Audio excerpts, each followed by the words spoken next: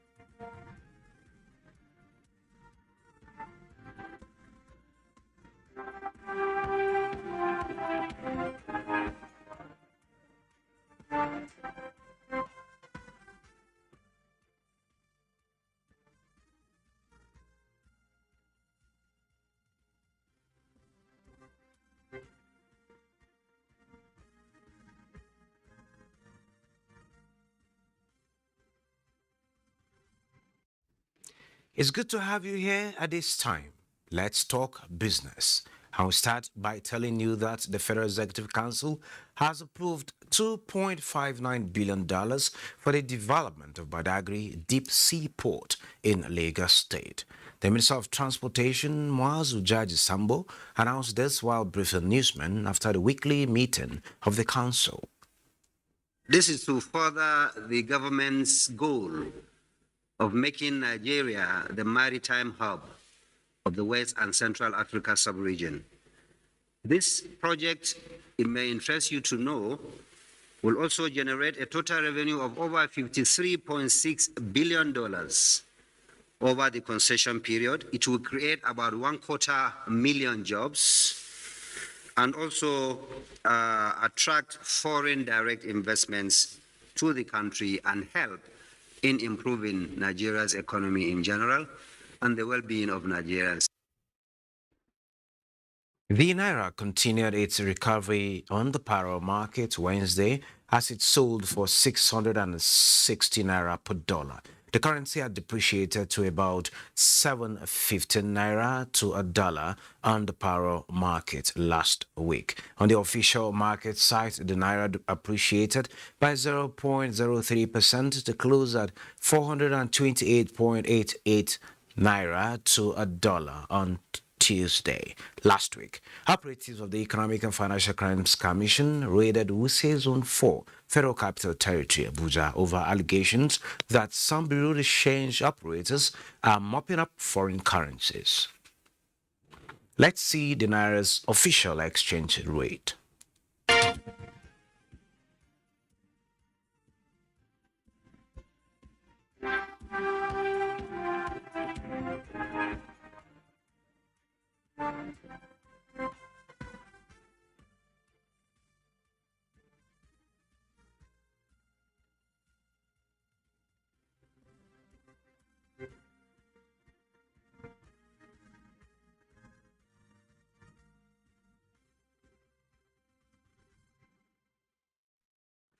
While we await figures from the equities market for this Thursday, it was a negative close on Nigerian stock market on Wednesday as the bulls failed to sustain the previous day's positive sentiment.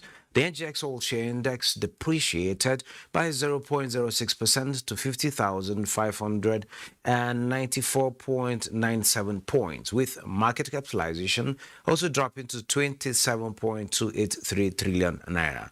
121.16 million shares were traded on the floor of the exchange in 4,369 deals, valued at 4.16 billion naira. NTA Nigeria, FBN Holdings, and Zenith Bank led the activity chart in terms of volume. In spite of the war in Ukraine, lockdowns in China, supply chain disruptions, and the high inflation in Nigeria and around the world, the equities market in Nigeria recorded a gain of 21.17% year to date, making it one of the best performing stock markets in the whole world in the second quarter of 2022. Figures from the Nigerian Exchange Limited show that 485.4 billion naira worth of equities was traded in the second quarter of the year, representing an increase of 40.11% when compared to 346.43 billion naira traded in the first quarter. To speak on the performance of the market is Aruna Kebira, Managing Director and CEO, Global View Capital Limited, who joins us all the way from Lagos. Thank you for joining us, Mr. Kabira. Thank you very much for having me on this program. Good. To start with, we see the Nigerian Exchange Limited traded 831.83 billion naira worth of equities so far in the year, with a high value in the second quarter of the year. What's your making on the market? Why is it this resilient? That amount is so huge. What factors are responsible for this feat? For quarter two results normally come with interim dividend, and there was this expectation of interim dividend, and a number of people, especially those that are dividend savvy, were taking position in those stocks that declare interim dividend, and the market actually didn't disappoint. We saw Kumu declare an interim dividend of 7 naira, Sepla 2.5 cents.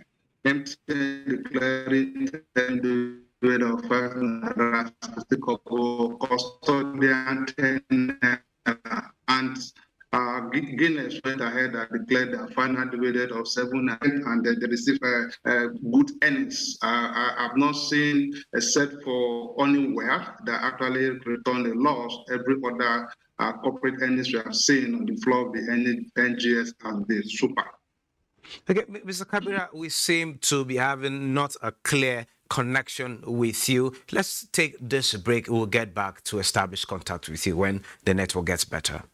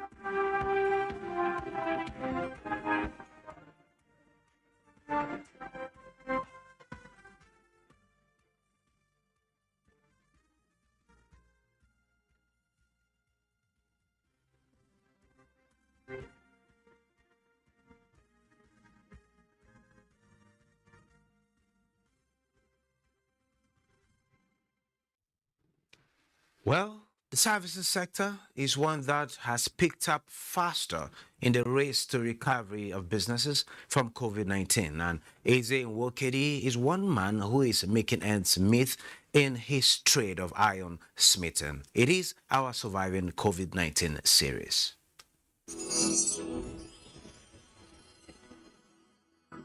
Surviving COVID-19 series is brought to you in partnership with the Central Bank of Nigeria. Eze Nwokedi is a stakeholder in the transport subsector of Nigeria's economy. A sector that contributes significantly to the nation's GDP is no doubt critical to growth and development of any society. More critical is the service Nwokedi offers. Aluminum goes to aluminum. You know, when alloy bends, it used to vibrate when it's in the car. So when it come here, we need to straight it. Straight it, tested okay. It will be okay. Smithing is a skill Nwokedi acquired at Apapa in Lagos. It took him 3 years, 6 months to hone his skills, and upon graduation, he relocated to the seat of power, Abuja, where he earns a living at Apple Mechanic Village. In a day, at times we do like 10, 15 rims a day. Depends. Then came COVID-19. COVID-19, we suffered. That COVID-19, nobody even used to come out to repair his rims. He says he is building capacity to expand his business. But the machine now, the last time I asked about it, the machine is about 10.something million for the machine. We use it to, I mean, even if the rim is pieces, we use it to remote another one, as in bring the condemned one, melt it together and remote it exactly. With 4 people presently in his employment, having graduated 6, he hopes to empower more youth in this line of business. Surviving COVID-19 series is brought to you in partnership with the Central Bank of Nigeria. We now look at the global stock market this Thursday as a bit of nervous tension over Nancy Pelosi's visit to Taiwan dissipated and as investors took cues from robust U.S. data and earnings. Asia shares traded higher this Thursday following the rally on Wall Street and as investors move from the tensions over U.S. House Speaker Nancy Pelosi's controversial visit to Taiwan. Hong Kong's Hang Seng Index jumped more than 2% earlier in the session and was up 1.65%. Nikkei 225 rose 0.69% to 27,932.20, and the Shanghai Composite 0.46%. European stocks were mixed on Thursday, with caution returning after gains made in the previous session. U.S. stock futures were about flat Thursday morning after the major averages snapped a 2-day slide, helped by robust earnings and stronger economic report for June and July that led investors to look past the possibility of a recession. Futures tied to the Dow Jones Industrial Average rose 416.33%. S&P 500 futures and Nasdaq 100 futures also opened green. For African markets, new figures are expected to roll in as the day progresses. Well, now we've established or re-established contact with Kadiri, and if you can hear me, from where I was taking off, positive sentiment trading by investors has also been seen. Are investors in this country insulated from the global happenings? No, not exactly, but you should understand that the NGX stock market is still formation driven. We have already seen, one of the things that I want us to understand is that when an information comes to the marketplace, the market will try and reflect it fully in the prices. And at the moment that is reflected, it will discountenance that information. We saw what happened in July. When there was a rate normalization in the US, inflation was going up, exchange rate was getting out of hand, insecurity, and whatever. So the in NPR. So as at the time that the market actually absorbed that, we will not be talking about NPI ROI when that has actually been reflected. Like I've said before, there's always an expectation in the month of July and August, because that is when we begin to see quarter 2 results coming to the marketplace. Okay, that being said, in terms of sector performance, what sectors are taking the lead in the market as of today? I think it has to do with the telecommunications because I can actually see that NTN is actually there. It's leading all the way, even when it went down during the month of July, it came back. But if you want to talk about, maybe from January, I will give it to the oil and gas sector, as you know, especially from Seplat. And because of the strategic sector that they are in, and we know they are because they are actually not in downstream and the upstream. Price of crude oil, was favorable to them. I think they perform better. What's happening to the financial services sector? Sorry? What is happening to the financial services sector? Especially when the news, if bad news hits the market, I think it first of all takes the maximum toll on the banks. And what we saw that during July, price tickling down, the month of July affected the banks so much to the extent that we saw the need coming down, establishing a 52-week low, a new 52-week low in the year to a price of 18.90 kobo. The same thing with GTCO and Access Bank. So I think it was the news that came around the market around July that brought them to their 52-week low. Okay, recently, Nigerian Stock Exchange says it will combine crypto and blockchain technology in the 2023 or in 2020, that is next year, to enhance trade and attract new investors to the market. How do you see that playing out? You see, one of the things I've always liked and the magnanimity of the management, the correct management of the NGS is their drive and their resolve to deepen the market. I think that is exactly what they want to do. And I also believe that they have actually sat down to look at the pros and the cons of both derivative and Bitcoin. So if it is good for the market, fine. But I'm not. What I want to tell you now that Bitcoin, derivative, and equities are on the parallel level. Bitcoin will not come and drive equities away from the market. So I think it's a very good development. I think it's toward deepening the market. Because one, if you are not doing well in equity or you don't have what it takes to be in the equity, you look at the direction of the derivative. Remove the foreign. Okay. That being said, let's talk about trading on the floor of the exchange this week. The bears have dominated the week so far. How do you explain that in relation to the accolades being poured out on the market that it is performing the way it is performing? You see, one of the things that we should understand, there is about 5 of them on the floor of the Nigerian Stock Exchange. Okay, Mr. Kadri, that is the much we can take at this moment. Thank you so very much for sharing your thoughts with us at this particular point in time. We'll get to talk more about the market in subsequent days.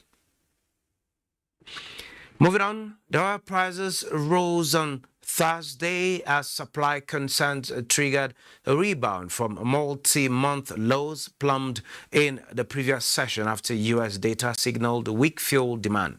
Brent crude futures rose 42 cents at $97.20 a barrel this Thursday, while West Texas Intermediate crude futures was last up 49 cents at $91.15. Both benchmarks fell to their weakest levels since February. In the previous session, after U.S. data showed crude and gasoline stockpiles unexpectedly surged last week, and as OPEC Plus agreed to raise its oil output target by 100,000 barrels per day, equal to about 0.1% of global oil demand. It has also increased Nigeria's oil quota to 1.830 million barrels per day in September 2022 from 1.826 million barrels per day in August 2022. With that, we now move to the global commodities market to see prices of other commodities.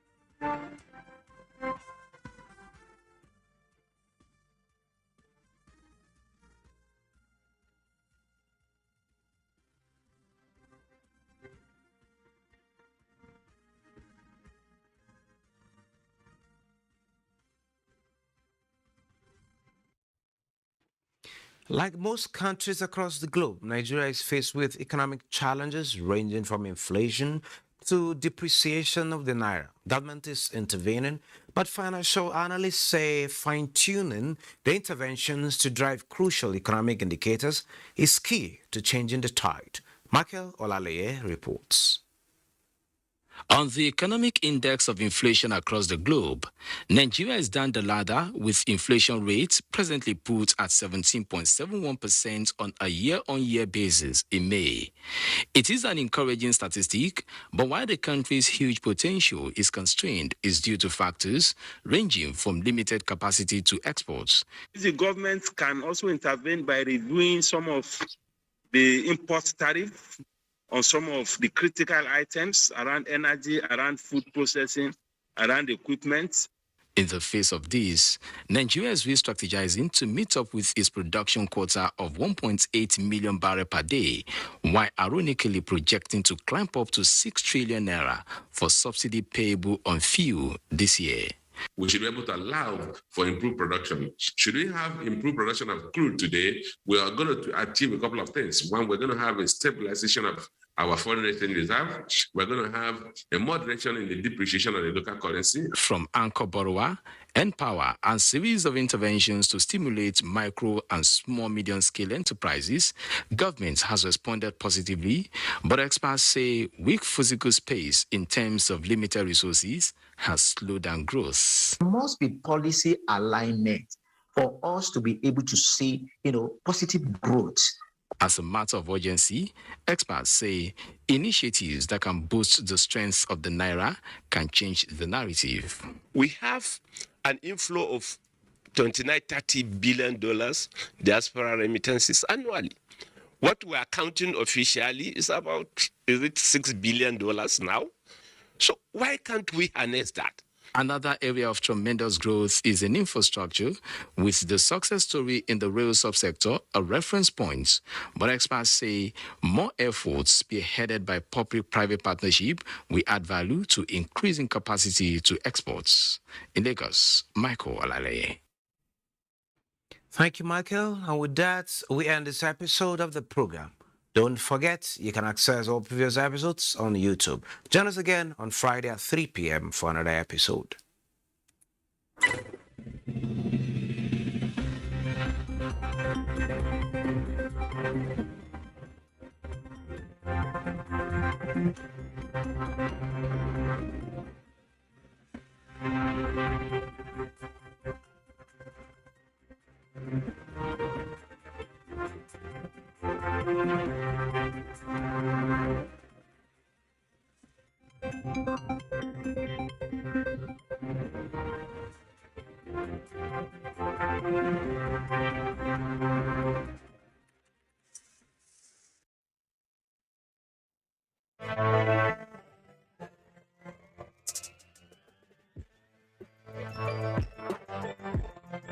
I'm actually a passionate baker. I don't rest until everything is done. When I entered university, anytime I'm broke, I'll make cupcakes and go and sell to the other students.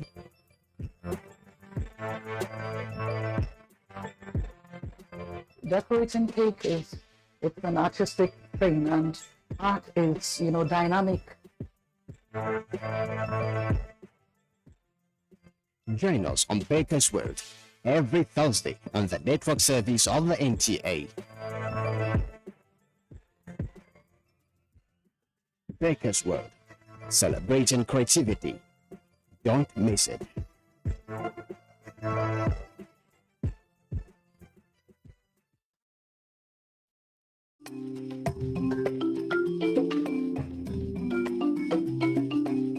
you get to see the way telling about the post this? Don't forget to send in your messages.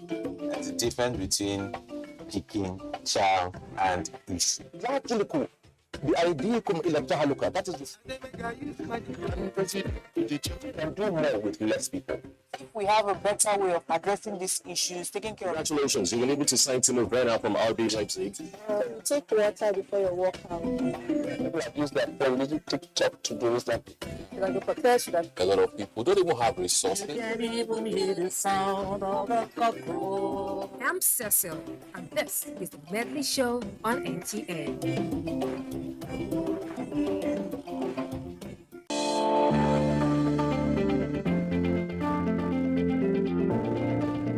Naysayers have recently ramped up their criticism of the Buhari administration for borrowing. These critics are very insincere. We do not borrow for recurrent expenditure, neither do we borrow to pay salaries. We are borrowing to build world-class infrastructure that will benefit generations of Nigerians. And we have a lot to show for the loans we have taken.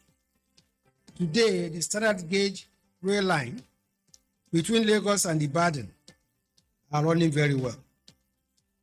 Today, we have new airport terminals in Abuja, in Kano, in Lagos and Port Harcourt. Today, the Itakpe-Warri rail line that was abandoned for decades is now running.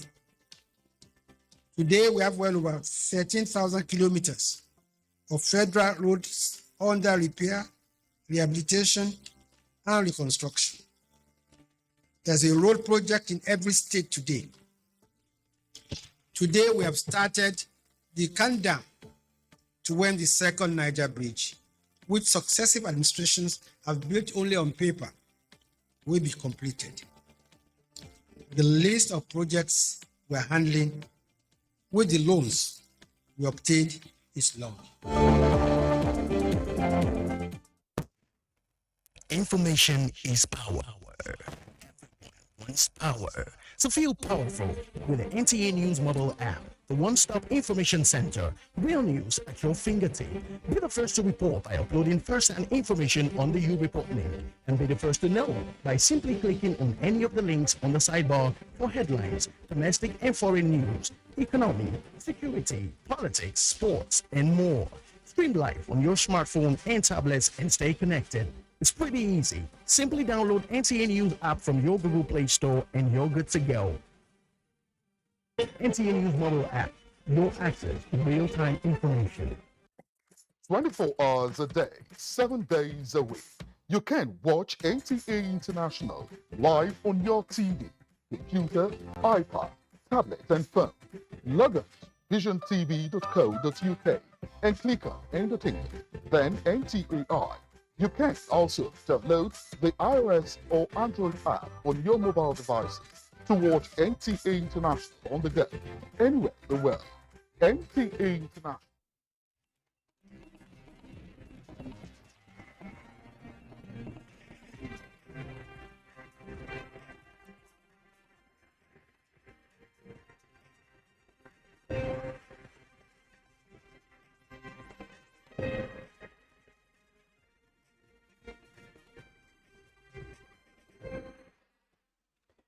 Hello and welcome to the news at 10 here on NTA News 24.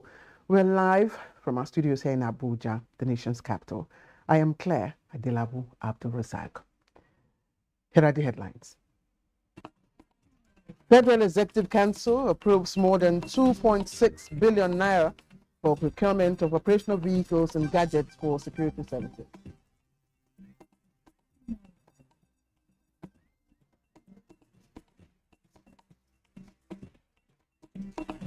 Ministry of Justice inaugurates National Minimum Standard on Administration of Criminal Justice Act 2015.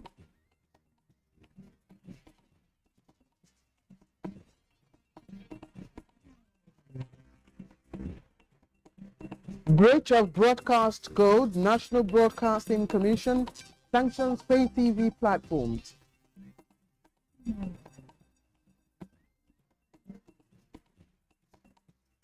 And President Mohamed Bazoum of Niger Republic honors 6 eminent Nigerians with highest civilian awards.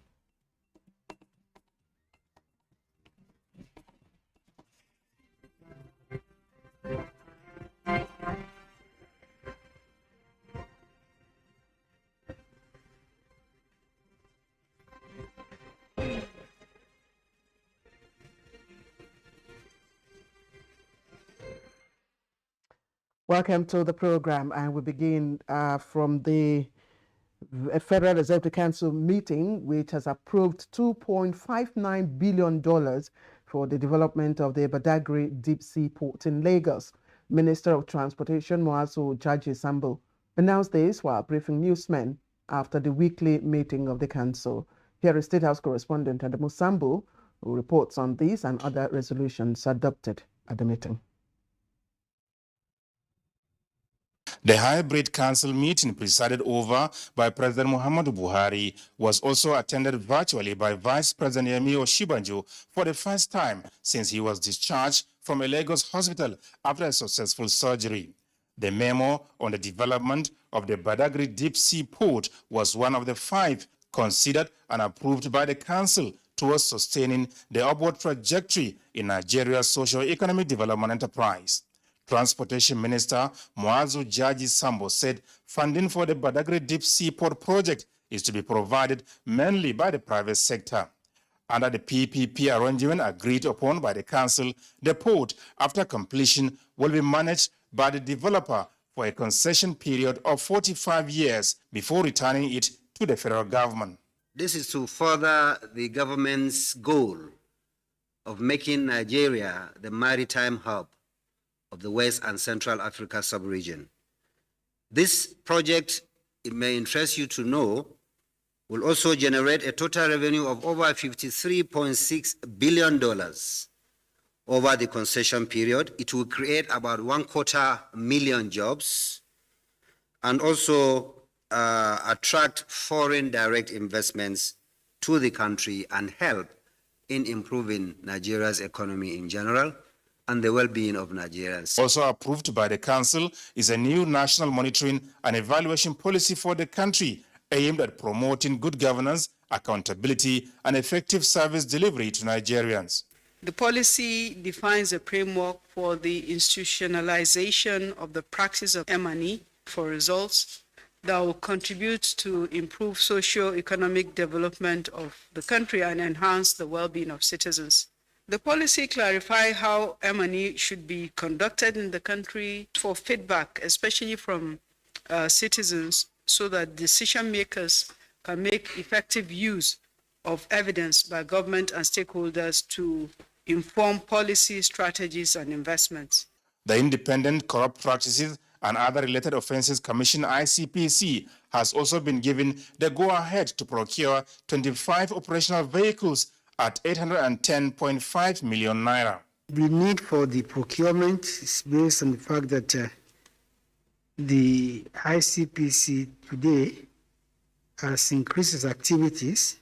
This has been occasioned by improved management, expansion of scope of operations through establishment of more state offices across the country, increase in personnel, among others. With the ICPC taking over the supervision of constituency projects across Nigeria, mobility is key. But as the Minister of Information explained, all 25 new vehicles must be acquired locally by the Commission in line with the local content policy of the federal government. From the State House, Adamu Sambo, NTA News. And stay with State House correspondent Adamu Sambo, who reports that the Federal Executive Council also approved more than 2.6 billion naira for the procurement of desired operational vehicles and gadgets for the various security services. And this, it says, is to ensure that the Abuja, that's Nigeria's capital city, remains safe and secure. FCT Minister Mohammed Bello disclosed this at a media briefing after the meeting of the council. Since the attack on Kuje Custodial Facility and the killing of some soldiers in Buari, FCT residents have remained apprehensive over their safety and security. The FCT administration is, however, not relenting in ensuring that such fears are allayed. The minister, Muhammad Musa Bello, who brought the matter to the Federal Executive Council, secured a unanimous approval for the procurement of operational vehicles and state-of-the-art gadgets for the various security services to keep Abuja safe and secure. And these items are 60 utility vehicles, including communication equipment installed in the vehicles. In addition to that, Council also approved supply of various security gadgets and accessories to support security agents in the FCT. What I can just add here is that there is tremendous effort by all to make sure that Abuja continues to be a safe haven for all of us. Transportation Minister also used the opportunity to react to the reported suspension of train services along Lagos to Kano rail line as well as Itakpe-Warri over security concerns. I would like to state clearly that it is better to suspend a service where there is imminent threat and clear that threat first, or where an incident had occurred, to investigate that incident rather than jeopardize the life of a single Nigerian. On his part, the Minister of Information and Culture, Laya Muhammad, allayed fears being expressed by a coalition of civil society groups that the 2023 elections might not hold, given the security situation in the country. I can assure you there will be elections, because the federal government will do everything possible, not just to make sure there's election, but to secure the country. I'm sure you heard yesterday from the president that the commanders have been given everything they need, and they've been given all the powers they need to bring this insurgency and this banditry to an end. The government is taking the issue of security very seriously, and I know that there have been quite a few successes by the military in overrunning the bandits around Abuja in the last couple of days. Regrettably, it's like when the military are having the upper hand, it's not given the same kind of media coverage as when the bandits, attack. Again, I also want to take the opportunity to please let us all realize that security is everybody's business. And please, information is key. And don't leave the issue of security to the government alone. You have a role to play in giving us timely information about security. And that's why our campaign, if you see something, say something, is still very relevant. And before the commencement of the council meeting, 3 new permanent secretaries were sworn in by President Muhammadu Buhari to fill existing vacancies in the federal civil service. Those sworn in are Lydia Shehu Jafia from Adamawa State, Udo Okonkon Ekanem from Akwa Ibom State, and Farouk Yusuf Yabo from Sokoto State. The new permanent secretary selected from a rigorous eligibility exercise conducted for directors in the federal civil service are representing states where vacancies existed. From the State House, Adamu Sambo, NTA News. And Nigerians demand from us a high level of commitment in tackling the current security threats in the country. Those were the words of the Inspector General of Police, Usman Alkali Baba, to strategic commanders of the police in Abuja. Francis Fu reports on how the police command intends to secure Nigerians.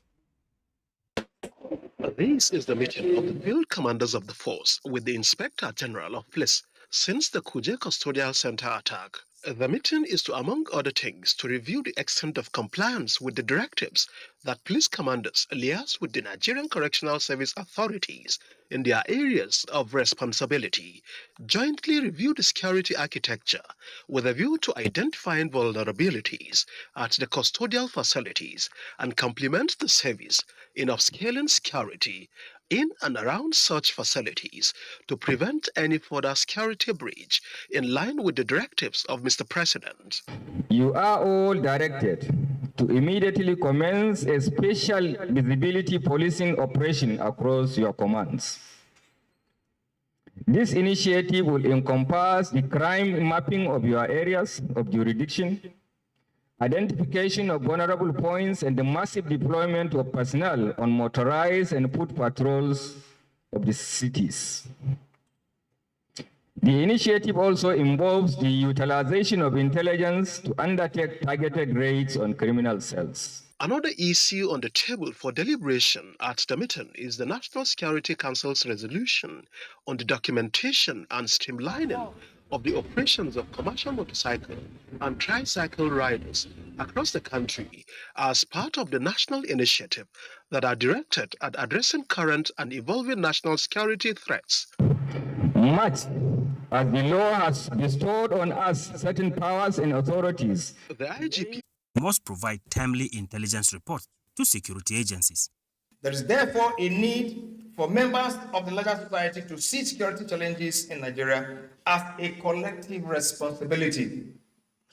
Citizens must themselves stay away from crime and report persons who engage in criminal pursuits. All government agencies must use their medium of influence to remind Nigerians on the need to be more security conscious. The executive and the judiciary could also improve strategic communication and reduce institutional bottlenecks. Therefore, we need to think out of the box and develop strategies that would enhance security and national development in Nigeria. President Paul Kagame of Rwanda charged African countries to see the war against insurgency as an internal and a collective responsibility, rather than resorting to external help. We must work closely together within our regional organizations and also bilaterally to tackle those threats in a holistic manner. We can work with external partners, but ultimately, Africa has to be in the lead to ensure continuity and good results. The event is part of ongoing activities marking the National Defense College 30th anniversary. From the National Defense College in Abuja, Ismail Musa, NTA News. And President of the Senate, Ahmed Lawan, has observed that the current security situation in the country has assumed frightening dimension that calls for a review of strategy. Senator Lawan was speaking at a meeting involving principal officers of the Senate and heads of security agencies, where the legislators urged the security agencies to ensure drastic and remarkable changes in the security situation across the country. Is to look into where we are today and probably this current present position where we are is most frightening. So we really have to review and see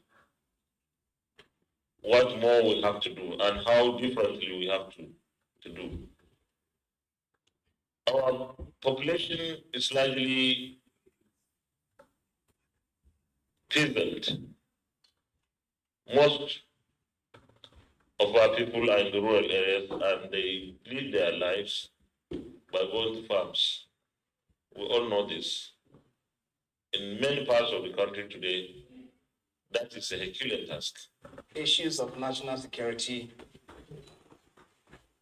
must be seen from a collective perspective. I assure you that quite a lot has happened, quite a lot has been done, quite a lot is being done to ensure that we improve on the security setting across the country. The commitment is there, it's very profound. The meeting, which later dissolved into a closed door, also addressed issues of oil theft and other security challenges. This news broadcast is live on NTA News 24, broadcasting from our studios here in Abuja. Ahead, Vietnamese to face prosecution in Nigeria over illegal wildlife trade. Join us again.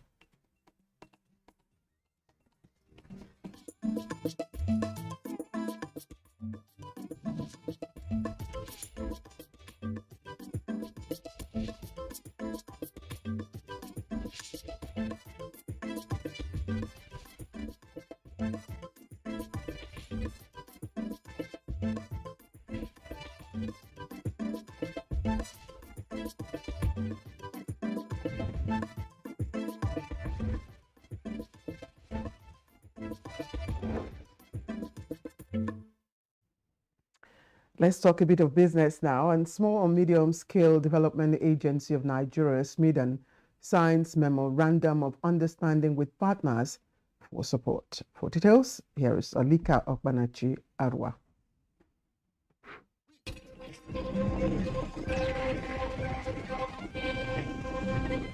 When the impact of the COVID-19 was felt heavily in the business community in 2020, the federal government opened a digital academy to support micro, small and medium enterprises.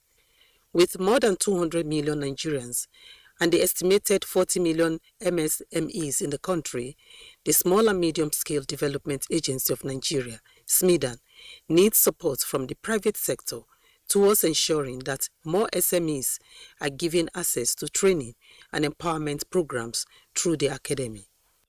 Is it because we don't have a market, or is it that your product is not good enough?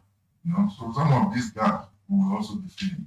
But we are going to put more emphasis than having classroom training. So it's even good when they learn through Safita digitally, then we now go to them, we visit them, make sure that we run them. I believe that in very little time, we've seen the dividends of this kind of partnership. Let's take a look at Wednesday tradings on the floor of the exchange.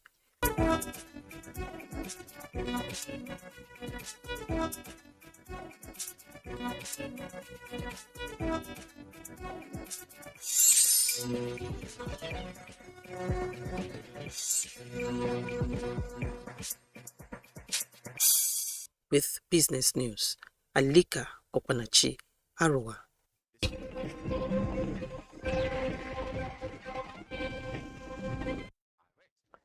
And the Nigeria Customs Service, in collaboration with Wildlife Justice Commission, has intercepted 397.5 kg of pangolin scales, while 8 suspects have been arrested. The National Public Relations Officer of the service, Timi Bomudi, in a statement disclosed that 3 of the suspects have been identified as Vietnamese. He said they were arrested while attempting to traffic large amounts of pangolin scales and ivories through Nigeria.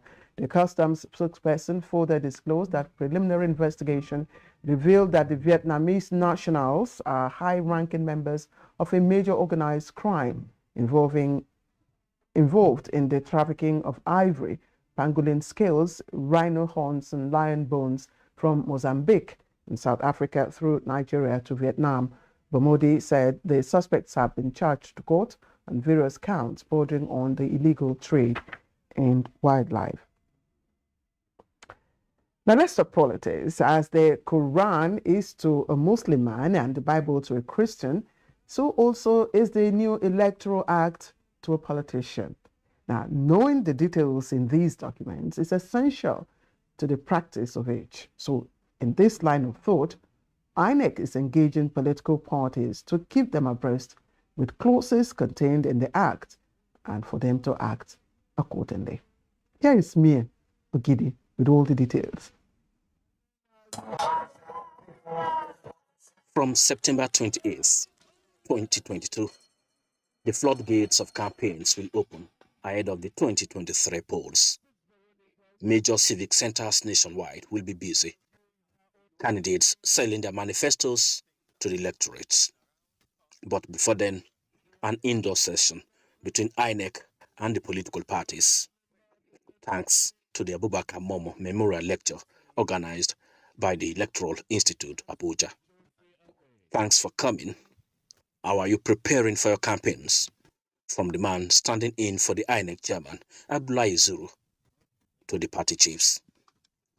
Beyond the friendly talks, here is INEC's position. I wish to assure you that INEC has no preferred party or candidate. We shall only ensure that all valid votes count and the winners are decided solely by the voters. Unfortunate preponderance of the many legal cases arising even from pre-election period up till today, after the conduct of elections, indeed have at many times brought a lot of challenges to the electoral process. The Electoral Act has brought on board solutions to many issues and many problems that in the past have actually fueled endless litigations in our courts. Then a little for the details in the Electoral Act. A professor takes the politicians on an intellectual ride. If the political parties are not able to comply with the rule of law, democracy is endangered. And that has been the challenge we have faced as a people. From INEC to the political parties, reduce your love for power and increase your power for love. Mie Ogidi, NTA News. Indeed, Mie, simply put, knowledge is power. And still in politics, the All Progressives Congress is adopting the bottom-up approach as a strategy while engaging its aggrieved members ahead of the 2023 general elections. The national chairman of the APC, Abdullahi Adamu, says politics is local, hence the resolution to encourage mediation among members at local levels. Salihu Gwanara tells us more. The committee is headed by Senator As stakeholders and party members intensified engagement ahead of political campaigns, reconciling aggrieved party members remains a task before the APC National Working Committee. We had a very comprehensive meeting. After a closed-door meeting with members of the APC Reconciliation Committee for Abia State, APC National Chairman Abdullahi Adamu emphasizes that the party cannot afford to approach the 2023 general elections with a divided house, particularly among members in the southeast. Well, we need to do some work to avoid and forget some of the prejudices that have developed over time and stand together to be counted as members of the APC. It's only when we unite and work together that we'll be assured of victory. We want nothing short of victory. We don't want anybody to come here after election to start crying and laying blames. A was the reason for our failure. We will not listen to that. This is the time to unite. This is the time to work for unity. We are on our way back to Abia and ensure that we go straight for the low-hanging fruit, which we would have lost if we didn't get together. Reconciliation such as these is top on the party's leadership stride to reunite aggrieved members as a result of congresses and presidential primary.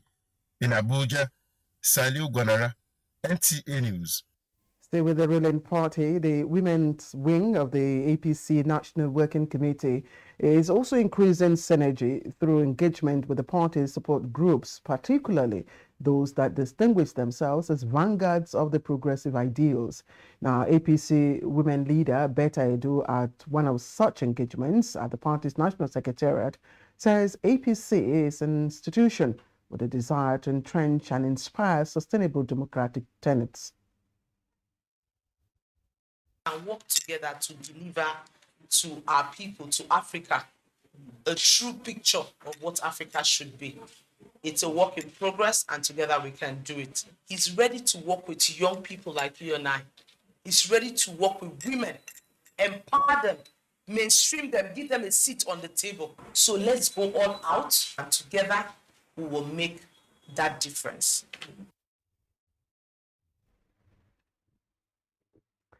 All right, we interrupt the news at 10 at this point to join our outside broadcast for a live transmission.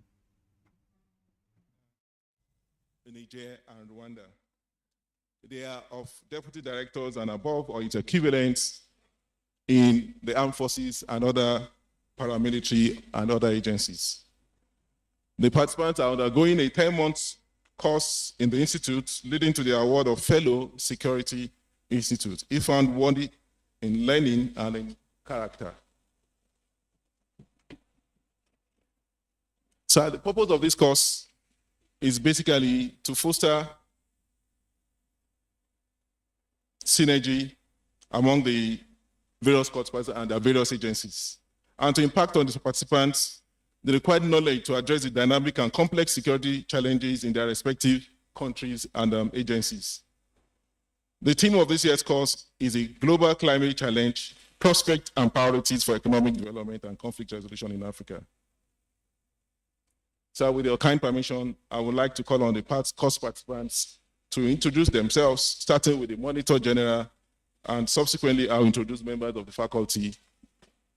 So, Monitor General, you can start, please. Bill Usman Ibrahim, DSS, Syndicate 1. Victor Konede, DSS. Bawa Usman Kaltungo, EFCC. Ajiwole Adebayo, Nigerian Police. Abdullahi Amani, DSS. Musa Likita, DIA. Kayode Adeoye, DSS. Olaguju Oladipo Suraj, Federal Airport Authority, Nigeria. Ahiru Yusuf Abdullahi, Minister of Petroleum Resources. Ali N. Bindu, DSS. Rukaiya Mustafa Zakari Abubakar, Federal Safety Corps. Ozigi Idris, Nigeria Immigration Service. Yusha Umama, Nigeria Republic Armed Forces. Ibrahim Usman Bello, DSS. Nkiru Oji, DSS. Michael Nwogu, DSS Syndicate 2. Obi Onyenakia, Nigerian Post Authority. Aliyu Nuhu Naibi, EFCC. Iketupu Kesley and for DSS. Ukebuchi Akastan, Federal Airports Authority of Nigeria. Yahweh Ibrahim, Nigerian Correctional Service. David was in the Gambia Armed Forces. Udwak Utwita, the Nigeria Police Force. Amina Abdullahi, DSS. Paul Damien, DSS. Bama Izanai, Ovia State Government. Solomon Shehi, Pharmacist Council of Nigeria. Abubakar Laro, DSS. Adamu Nabi Abubakar, DSS. Adam Ahmad Umar, DSS Syndicate 3. Olajide Adeshoye Bamidele, Federal Ministry of Industry, Trade and Investment. Nafio Hassan Naba, Federal Airport Authority of Nigeria. Oshoku Bilkisu Kaka, Federal Airports Authority of Nigeria. Sharifa Abdullahi. Simi Ligitami, the Department of State Services. Akin Abiola, DSS. Maweze Yerahama, DSS. Yakin Wasiu, Nigerian Army. Rashid Adeyinka, SS. Osifotu Nemefile, Nigeria Police Force. Esther Okon, Standards Organization of Nigeria. Rasaki Odishesa, Civil Defense. Ene Kolawole, DSS. Jacob Justina Uvie, Federal Airports Authority of Nigeria, Syndicate 4. Aliyu Basharu, Department of State Services. Gilbert Ndatsikira, Rwanda Defense Force. Yahya Salah, Minister of Petroleum Resources. Chukura Alexander, ICPC. Bartolomeo Mwaka, DSS. Elias Susani, DSS. Murtala Mohammed, DSS. Daniel Ajete, Ghana Armed Forces. Umar Brote, NUC. Collins Edegwari, DIA. Mohammed Nasir Sakari, Federal Road Safety Corps. Ndomad Samuel Ogashuku, Nigerian Immigration Service.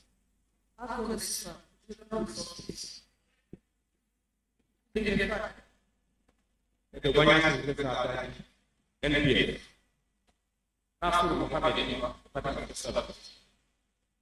Benedict Ubi, here. Sarah Piet.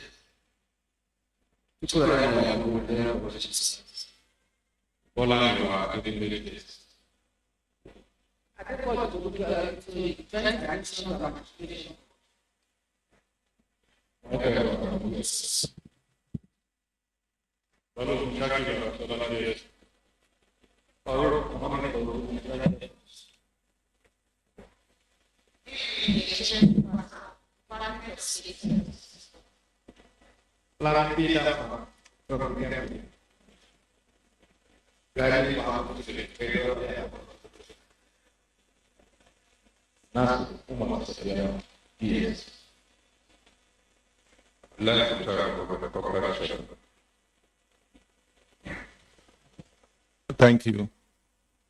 Sir, our guest lecturer, sir, leading the faculty this morning is the Deputy Commandant, D.E. Egbeji, FSI Daga, FDC, Deputy Commandant and Director of Studies. Also is Dr. A.A. Karim, Director of Research Estimates and Library Services. The course coordinator is E.E. Oyeyele, FSI Daga. Sorry, pardon me, I skipped the Deputy Commandant, the Director of Administration, Mrs. Oye Muchara. FSI. The faculty members are seated right in the front, starting with Professor Amadou Sese, Study Group Coordinator. Next to him is Professor Mrs. Felicia Olasende Williams. Next to Professor Williams is retired Group Captain Gumi.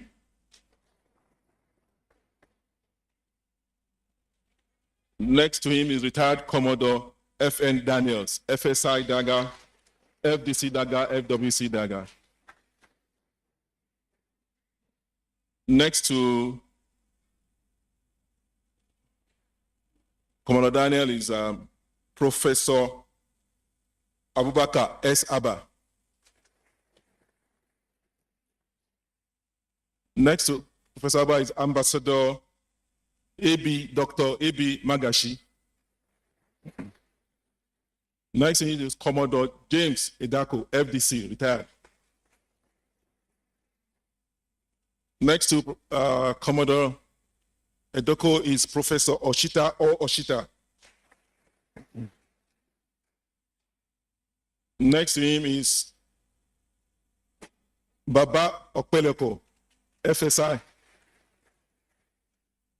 Next to Okpeleko is Ayuba Barnabas, FSI. Next to him is L.J. Yaro, FSI. Next to him is Professor Mike Maduagwa, Study Group Coordinator. Next to Professor Maduagwa is Dr. Steve Ojelade. Next to Steve is Dr. J.C. Duru. Next to him is Professor Muhammad Bello Umar. Next to Professor Umar is Shehu Sani MNI. Next to that is Dr. Nka Obi Bisong, FSI. Next is V.G. Joshua, Research Fellow. Yeah, I think that's all. So now need to introduce our distinguished lecturer. So now you have now known your audience, and I go to introduce our guest lecturer with a abridged version of his CV. The other person. Oh, okay, Emeka. Sorry, I didn't say Emeka. Okay, behind the first row is Emeka, Research Fellow. And Dr. Theophilus Fashola, and Professor Dauda Saleh, Study Group Coordinators. So now that you have known your audience, I would like to introduce our resource person, our special guest of honor for today. Our special guest of honor is Professor Aloysius Michaels Nabugu Okolie.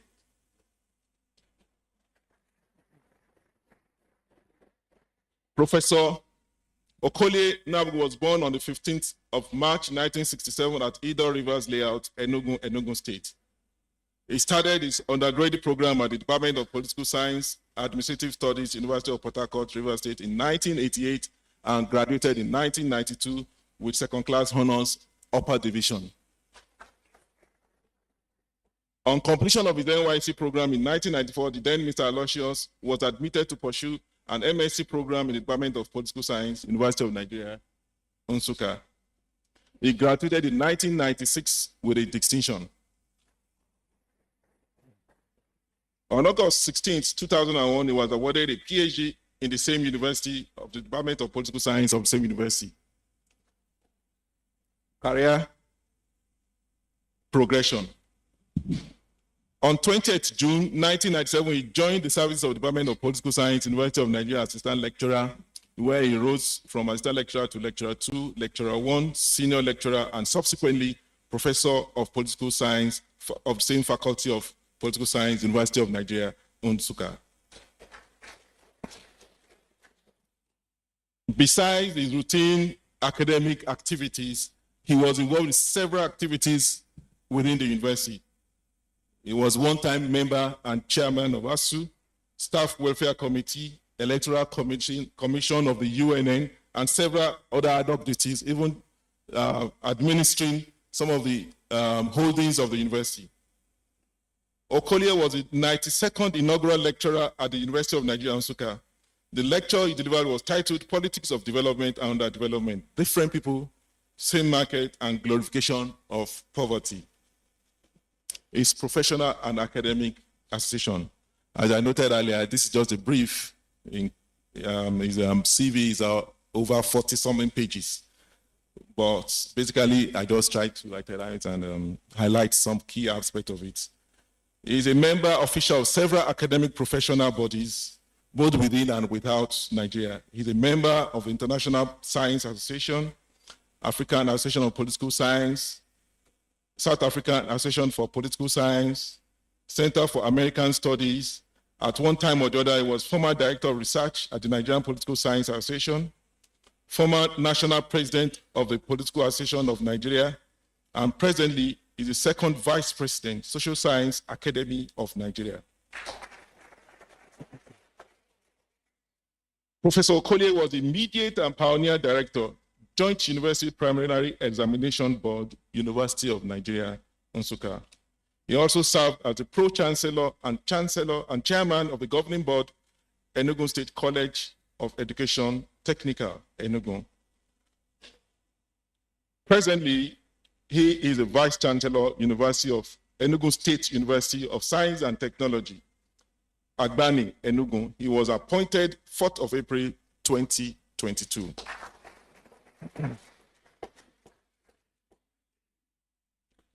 He has held several appointments and positions. This include one-time Southeast Coordinator, Household Survey on Small Arms and Light Weapons, as coordinated by the Presidential Committee on Small Arms and Light Weapons Proliferation, PRESCOM, in Nigeria, under the office of the ONSA.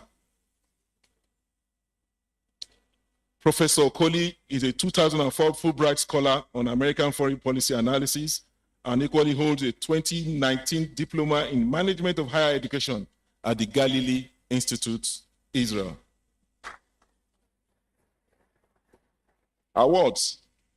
Our guest lecturer is the representative of several honors and awards, some of which are Academic Noble International Award from the Institute of Industrial Administration 2009, Award of Excellence by the Grace Uzoma Okonkwo Foundation on 29th July 2019, Fellow Corporate Administration of Nigeria 2009, Fellow Organizational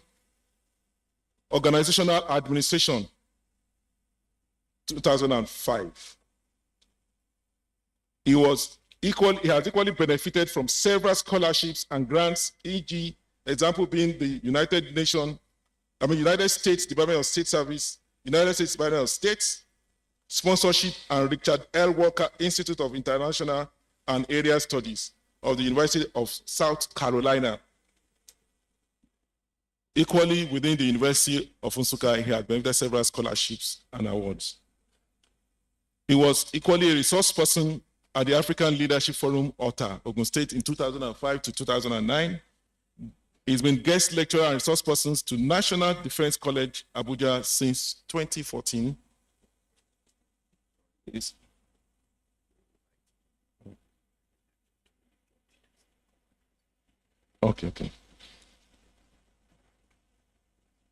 Okay, it's also a resource person and external examiner of over 13 reputable institutions, including the National Institute for Policy and Strategic Studies.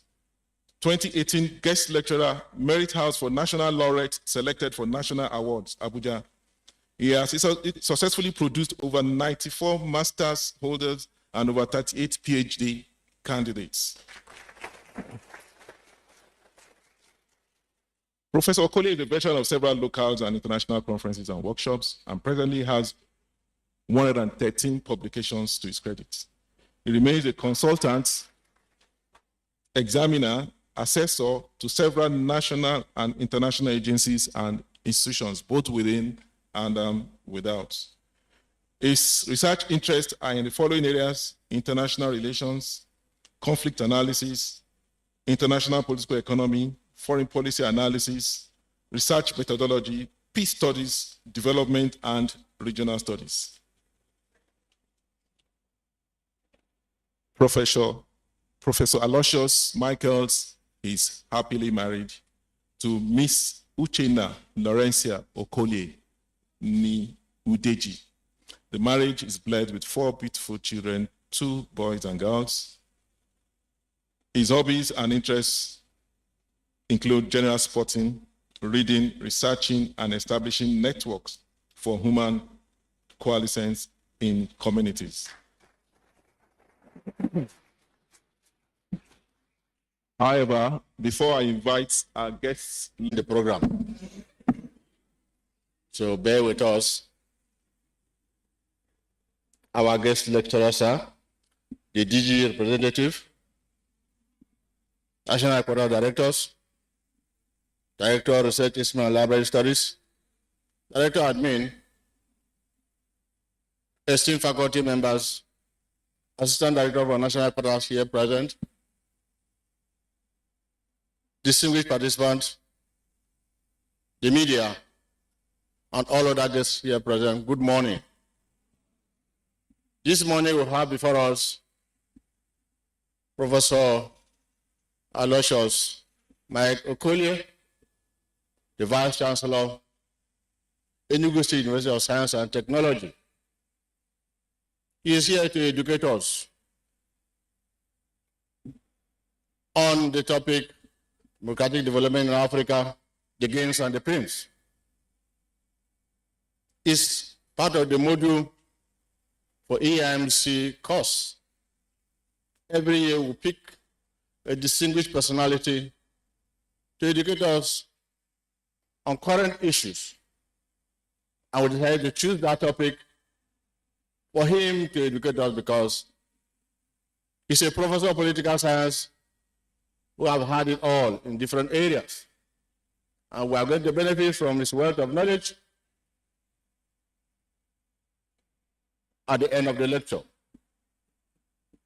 Distinguished guest, on behalf of the Commandant who is unavoidably absent, I want to sincerely welcome you to the National Institute for Security Studies, Lower Smedan, Abuja.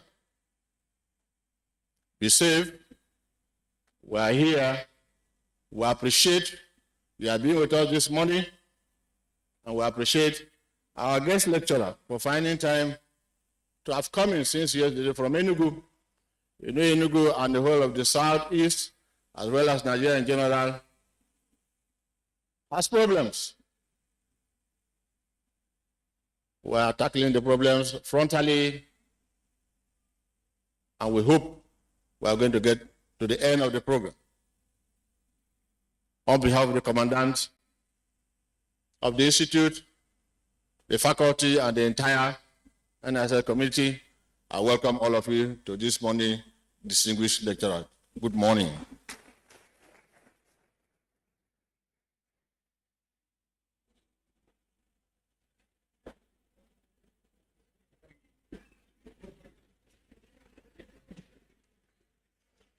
So the representative of the Director General State Services and the person of the Director of Training, Mr. Ekoba Brown, FSI, and FDC. Please, you're welcome for your opening remarks, sir.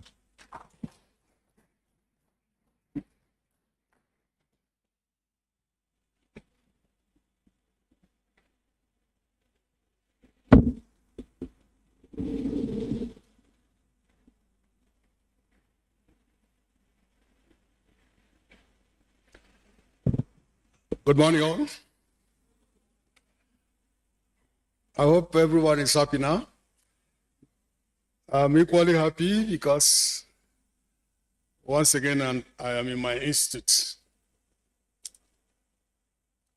I'm also happy because yesterday I had the privilege of being at the Defense College in the same capacity. And today I'm here again. Both institutions brought me up.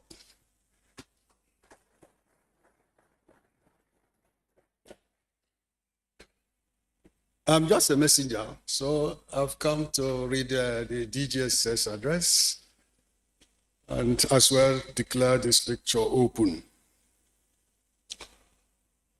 So the commandant, represented by the deputy commandant and my friend,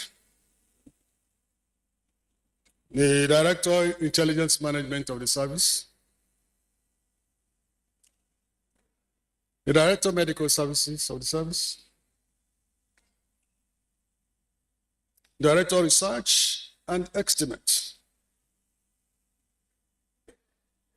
the Director, Administration of the National Institute for Security Studies, Assistant Directors here from the National Headquarters, faculty, eminent faculty members here, our distinguished guest lecturer, my friend. I was the state director in Enugu, and we are meeting here again. You are welcome, sir.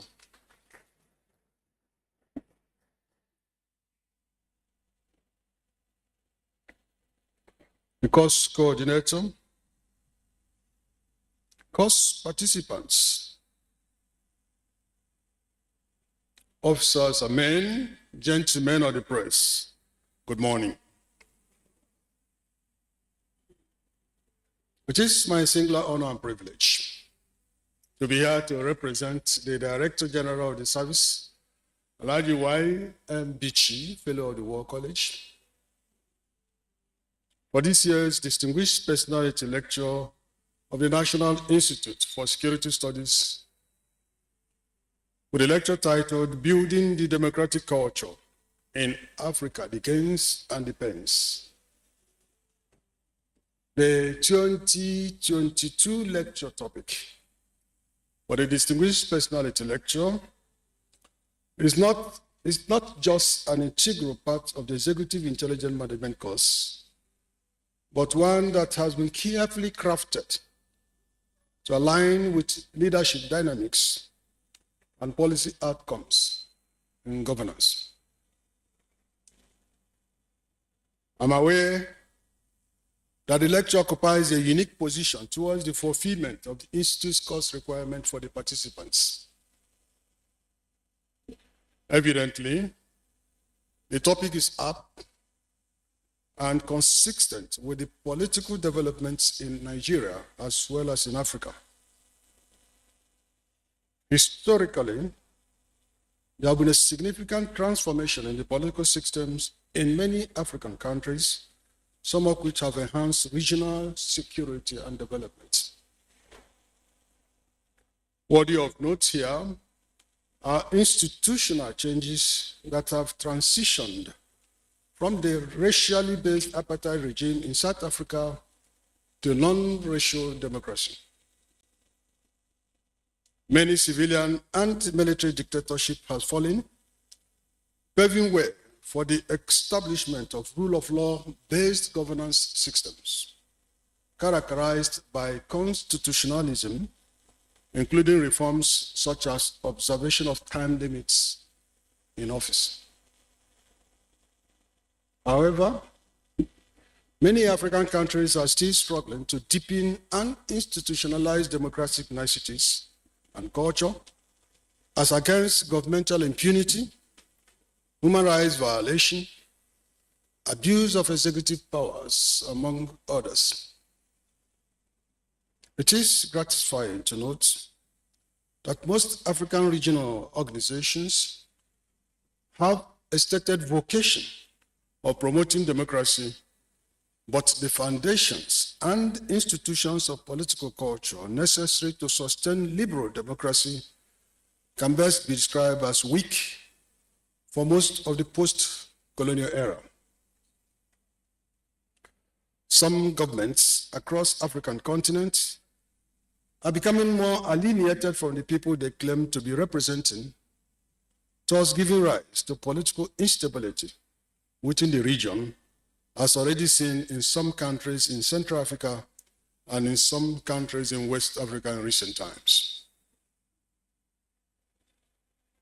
As we rise to tackle democratic challenges, I implore you, distinguished guests, distinguished course participants, to pay attention to this erudite scholar and guest speaker, Professor Lloyd Mike Okolie, as he expressed this all-important topic. There is no better time for this discourse than now. Distinguished audience, it is on this note that I, on behalf of the Director General, Department of State Services, declare this 2022 edition of Distinguished Personality Lecture open, and I wish you fruitful deliberations. Thank you and God bless.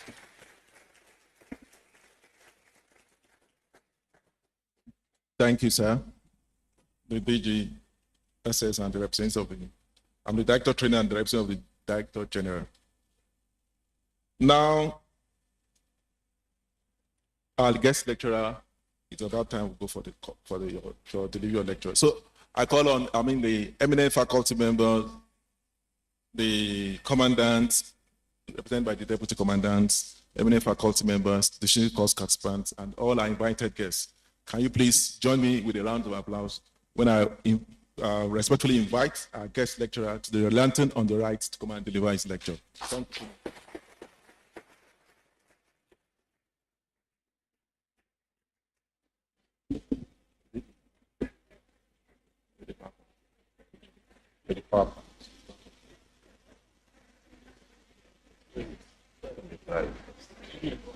So you can see the difference.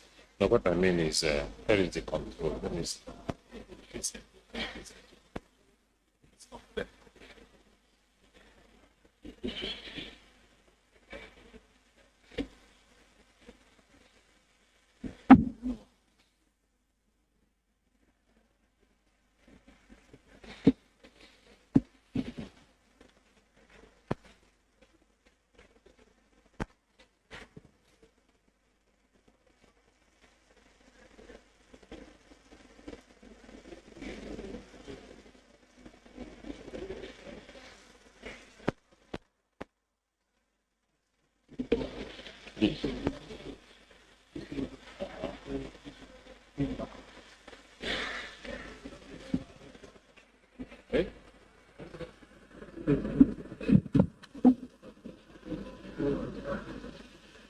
Let me test it first.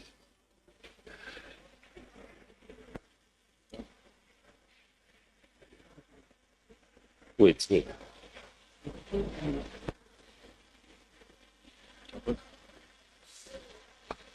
This means yeah, you're over to us.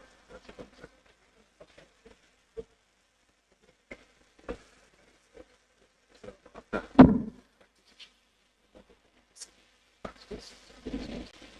Okay. The Director General SS, the Deputy Commandant,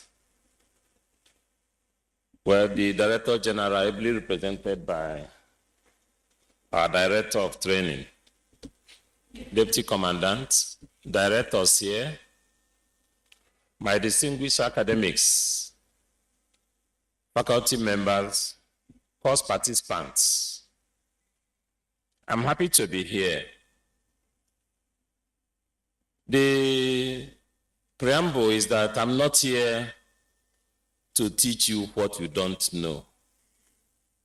I'm not equally here to demonstrate mastery of everything about the issue at stake. I am here to lead discussion. Knowledge is a state of mind at rest, and knowledge purifies itself when we have contradiction of contradiction, which tries to generate contradiction. So if we finish our conversations and we discover that everything I said, you agreed with them, it means that I didn't achieve my mission. I must have achieved my mission when I bring up issues you disagree with, so that at the end of the discussions, you stay in twos, in threes, conversing, disagreeing. Of course, as we are disagreeing, you allow me to go. So, but in the midst of that disagreement, there will be need to distill certain information that will challenge what you know and reverse your belief system. That is the knowledge we are talking about. I have eggheads here who have made tremendous marks in the field and beyond. I'm glad they are here to put me right. I'm a human being. I may not know it all. But I will start with another premise. Knowledge is a state of mind at rest. Then we equally thought that with knowledge, you can achieve one thing. What you want to achieve with knowledge is that you use it to change society. But you cannot change the society without purifying the society. But the general belief among all of us is that knowledge ceases at death. Is it not true? My own belief is that knowledge continues even at death, rightly or wrongly. So ponder over them. If there is life after death in any way, spiritually, it means that that spirit will always reflect on what the body and the spirit did before the death, which means in going to account for whatever you do anywhere, it means that you are still reflecting knowledge. I started with these critical facts about democracy. And they are the preamble and they are the cornerstone upon which we will take off. But the critical point there is about demos, people. Then Kratos, they said democracy, people rule, which means democracy should ordinarily mean rule by people. And the second thing I noted was from the Athenian society. And in the Athenian society, we were told that if you had gone there, you see mainly people living mainly on the hill with their farmlands down the valley. And their conception of democracy, where we started borrowing from, had to do with the same rule by the citizens. The area we have been getting it wrong is that we have not been conscious enough to begin to reflect on who are the people. if democracy is about rule by the people, who are the people? Those males that had private properties, wives, and slaves. They were the citizens. It becomes ruled by the citizens. They were clear about it. So if you are a slave or a wife, or you didn't have private property, you were not regarded as citizen, which threw up another fundamental debate about the state and the functions of the state. So for them, the Athenian state served fundamentally the interests of the citizens, not the interests of everybody. But everybody appear to have been protected because they were under the virtue of the citizen. A slave and a wife was seen or were seen to be virtuous because they are yoked in the conversations among citizens. I know what I'm driving at. We are talking about democracy ruled by the people. Now, as ruled by the people, in all our political climes, I'm not too sure whether we have conceptualized the people. So it's only when you understand in your own climb who the people really are that you can say that you are part and parcel of the rule. And I said in the last citation there, democracies have been classified differently based on specific standards and methods, which means democracy ought not to be a one-cap-fits-all. Because country A is operating this way, we must operate that way. Man in search of social existence. Man is driven by the search for survival. Remember the classical era. Remember the time of gatherers. Historically, what man had been trying to achieve was to earn the means of his social existence, which means to try to eke out a living and to address the fundamental needs of the stomach. Now, with that process, we were taught historically how man was able to, for the first time, meet another man. Because before that Stone Age, you were seeing men being gatherers until he came into contact with fellow men. And they started fighting, maiming themselves. Over what? Over property. And what was the property? Then trees, means of subsistence. And they said, over time, let us aggregate and come to a level of forging a social contract. Now, from there, we'll move to the level where we are today, which led to so many things and transitions and dynamics of human society. And the dynamics of human society had to be a combination of interplay of some social forces. But one fundamental fact we must note is that weighed on this scale, human factors outweighs non-human ingredients in the shaping of the political system and remains ultimately the chief decisive factor in a particular system. Which means man is instrument of change.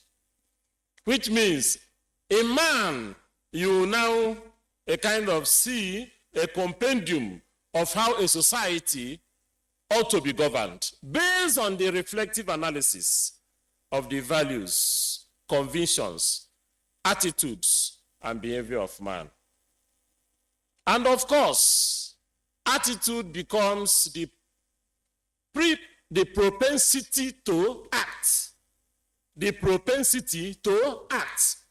Now, the acting out of the propensity is the outward behavior, which in any way never demonstrated that there must be unity between attitude and behavior. Sometimes behavior will contradict attitude. And if it happens, it means we have been dragged into a level of cognitive dissonance. Giving an example from my own climb. When you have very good students, because it doesn't concern participants, I mean they can't cheat in the exam. They are not meant to cheat. They are living example. They are people that we can be looking onto. But normal people that cheat in the exam, assuming you were teaching a set of postgraduate students, and you were able to impact on them to the point that you yoke yourself with them, they will not want to do anything that will damage or dislocate the relationship they are having with you. But the only way some of them could pass the exam would be to cheat. But if they are tempted to cheat and you catch them, it's not the cheating that will pain them, but the relationship will be impaired. But they want to pass the exam. At that moment, they are suffering from cognitive dissonance. I want to do this, but the implication will be fundamental and far-fetched. But I must pass. The only way you can reduce cognition as a dissonance is to agree to take a particular course of action. Either let me now cheat, he won't catch me. Or even if he catches me, so be it. But I must pass the exam. It is then that you reduce your cognitive dissonance. So is man. The ingredients in man is as a result of the values which had consolidated in the particular man. So there are normative variables that impel man to action. We are talking about what impels man to action. But when you look at the idiosyncrasies and those dominant values in man, you will discover that at the aggregate of such values will conduce into projecting our interpretation and perception and paradigmatic orientation as it affects our daily lives. I don't know whether I'm confusing you. Why I started this is to lay foundation for discussion. And if you are confused, I am happy because we are getting to somewhere. So the critical point is that aggregate of belief system, aggregate of man's idiosyncratic variables, the qualities in you arising from your conviction. Paradigmatic orientation had to do with the world view. Their world view, your interpretation of the world is the paradigm. Paradigmatic orientation, how you perceive that. Now, how you perceive that, you cannot just rise up and start developing strong paradigmatic orientation without having some values that are aggregating and forming basis for your actions. So, having given that, why I started from that is to begin to expose us to whom we really are. We have distinct behavioral patterns. We have distinct currents that impel us to activity. And some of them are what is going to explain our perception and our inclination to that thing we call democracy. Let me get back to democracy. Maybe you understand from there. But I started with the foundation. And the foundation is about about you. Who are you? What do you believe in?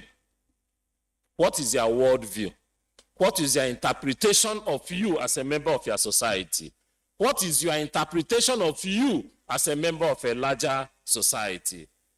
How do you perceive the larger society? Is the larger society going to be preserved at the expense of generality or preserved at the mercy of its survivor? So the point I want to raise is that don't just look at democracy. We are discussing democratic culture. No. You cannot have that democratic culture outside you, outside I. That's the point I'm trying to build around man and perception of man. Now, it is that perception of you as a member of a society and that conviction of you as a member of the society that will determine whether you are going to accommodate others or you are going to say others do not matter. And that is your own democracy. That is my own democracy. So we must understand man. And if you understand man from the angle we are coming from, you are not going to understand clearly why we have distinct interpretations of what democracy should be and distinct applications of what democracy is all about. That's the point I'm coming from.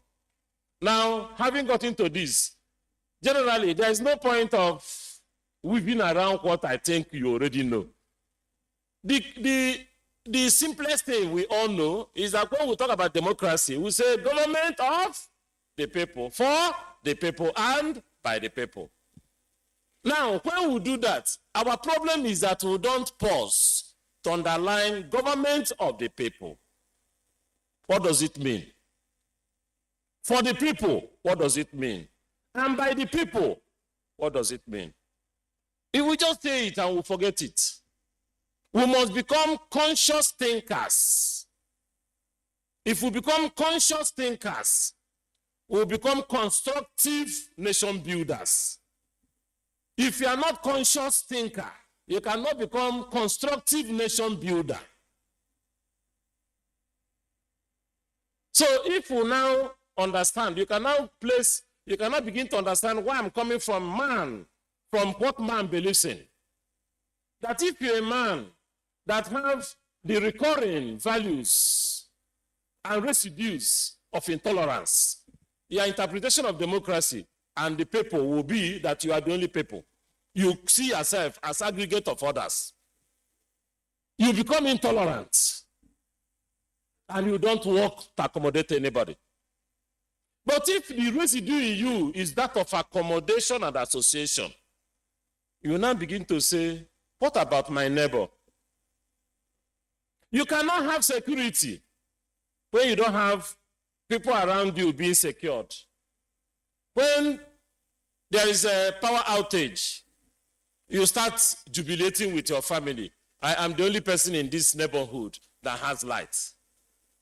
You are the most unsecured in that environment. You are just jubilating over nothing.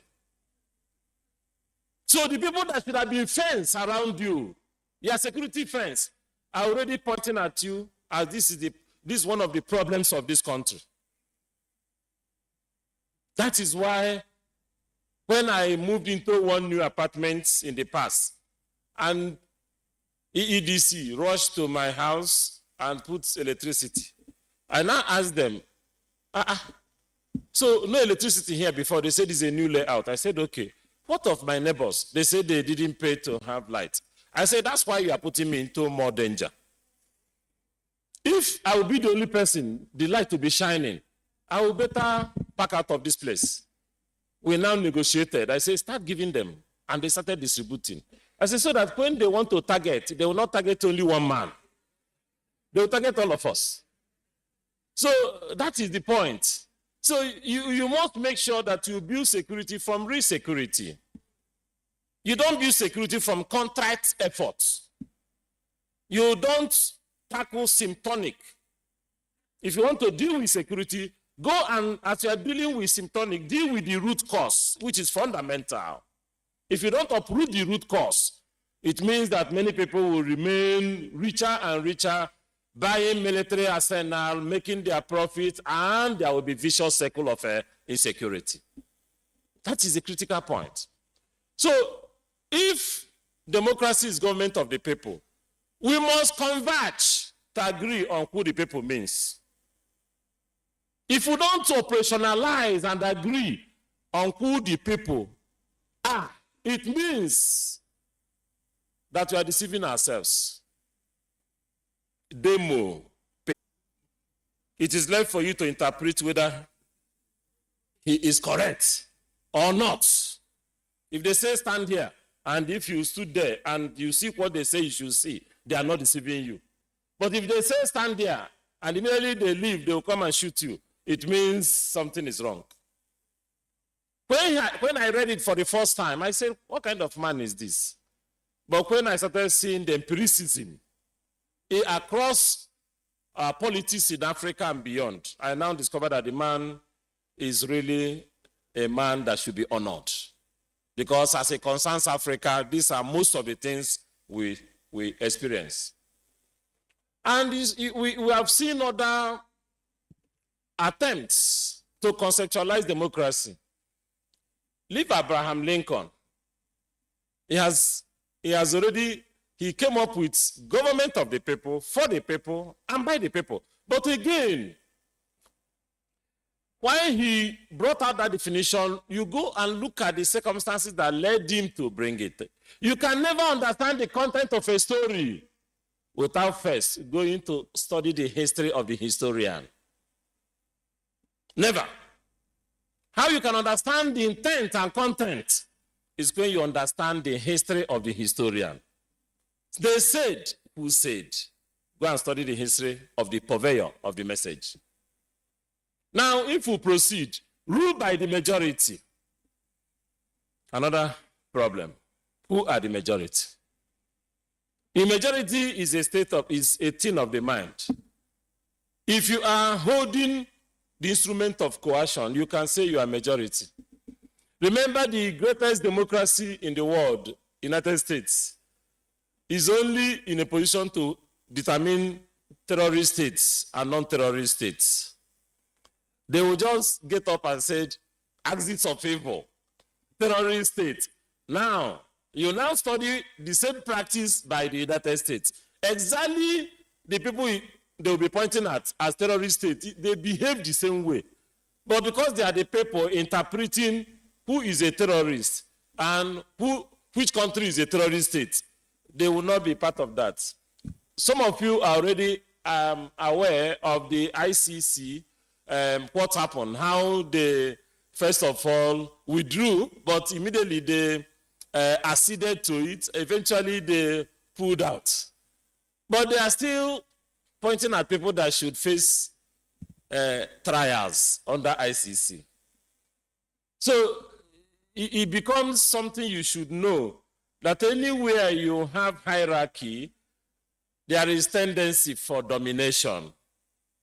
Anywhere you have hierarchy, there is tendency to conceive domination.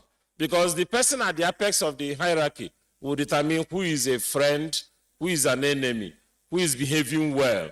Because it appears that immediately somebody gets to certain positions, he becomes chief executive instead of master servant. Now, majority rule. That one, semantically, when we look at it from elementary point of view, it is simply understandable that if we are 10 and we are debating over anything, 6 says yes, 4 say no, and they will say majority carried the day. That is majority. But nobody looks at the circumstances that force people to be majority and people to be minority. But they are all weaved around democracy. But there is an important thing. Democracy is a government that is run by the people and run down by some of them. I didn't define that. That it is a kind of institutional arrangement which we emplace. People emplace it, people destroy it. It's the same democracy.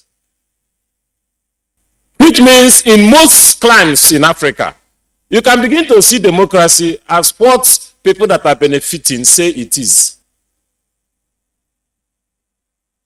What they say it is, for them, is democracy. The reason is that there is always a disconnect between those people that should guide and enforce those principles of democracy and those leaders. And immediately you give them so much problem, if you are lucky, they will recruit you.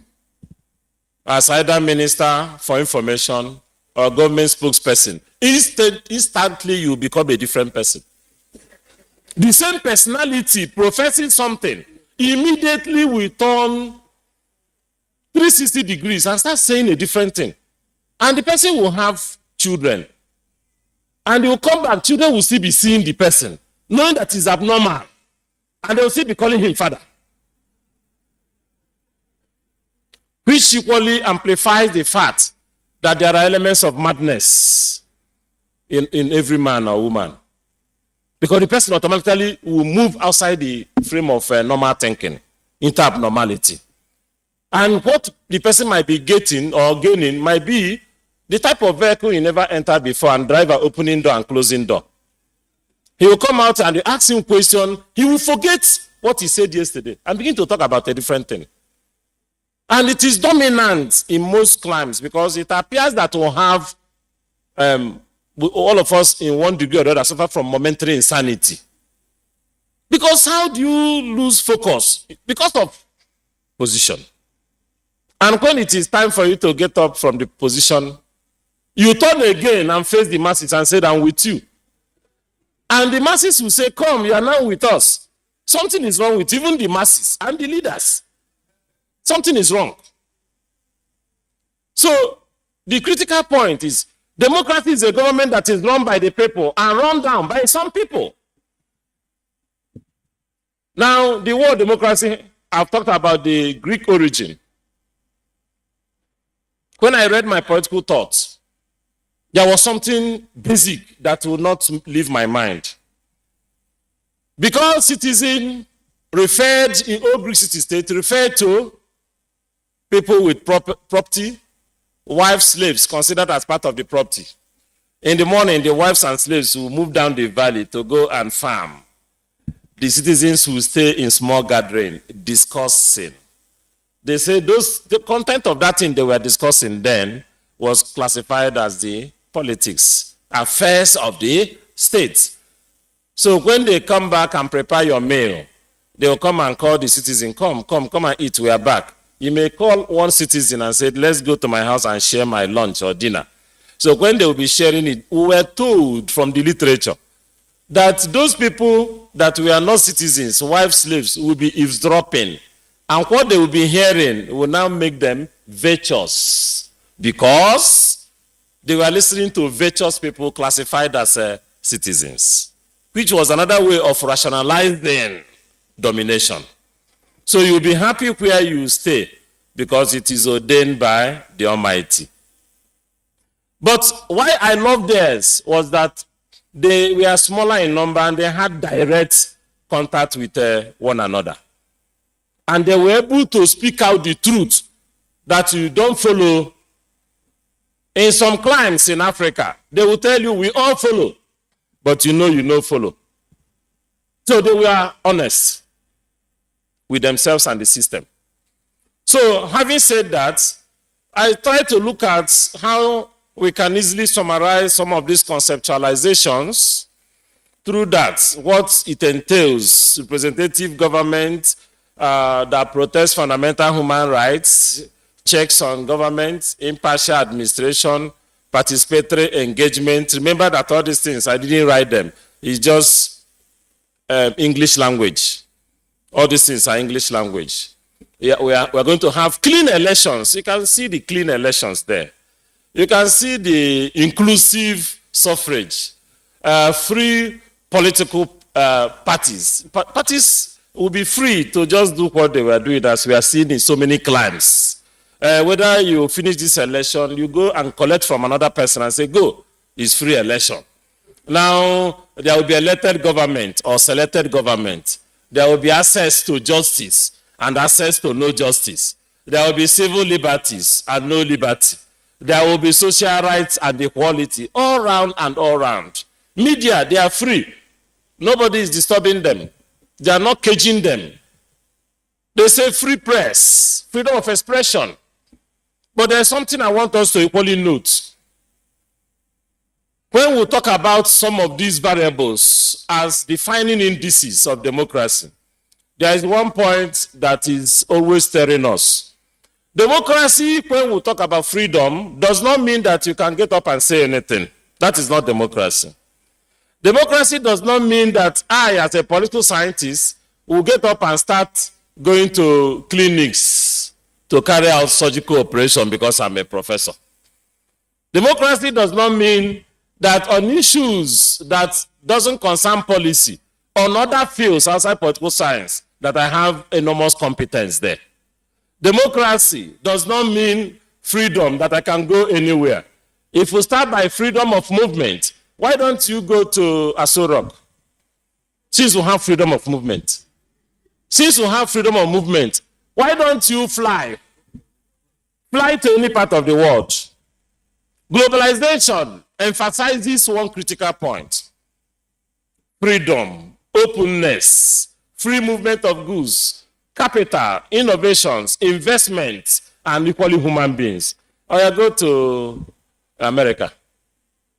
They will ask you, freedom limited, go and collect visa. As you are still explaining yourself, they will say, no, no.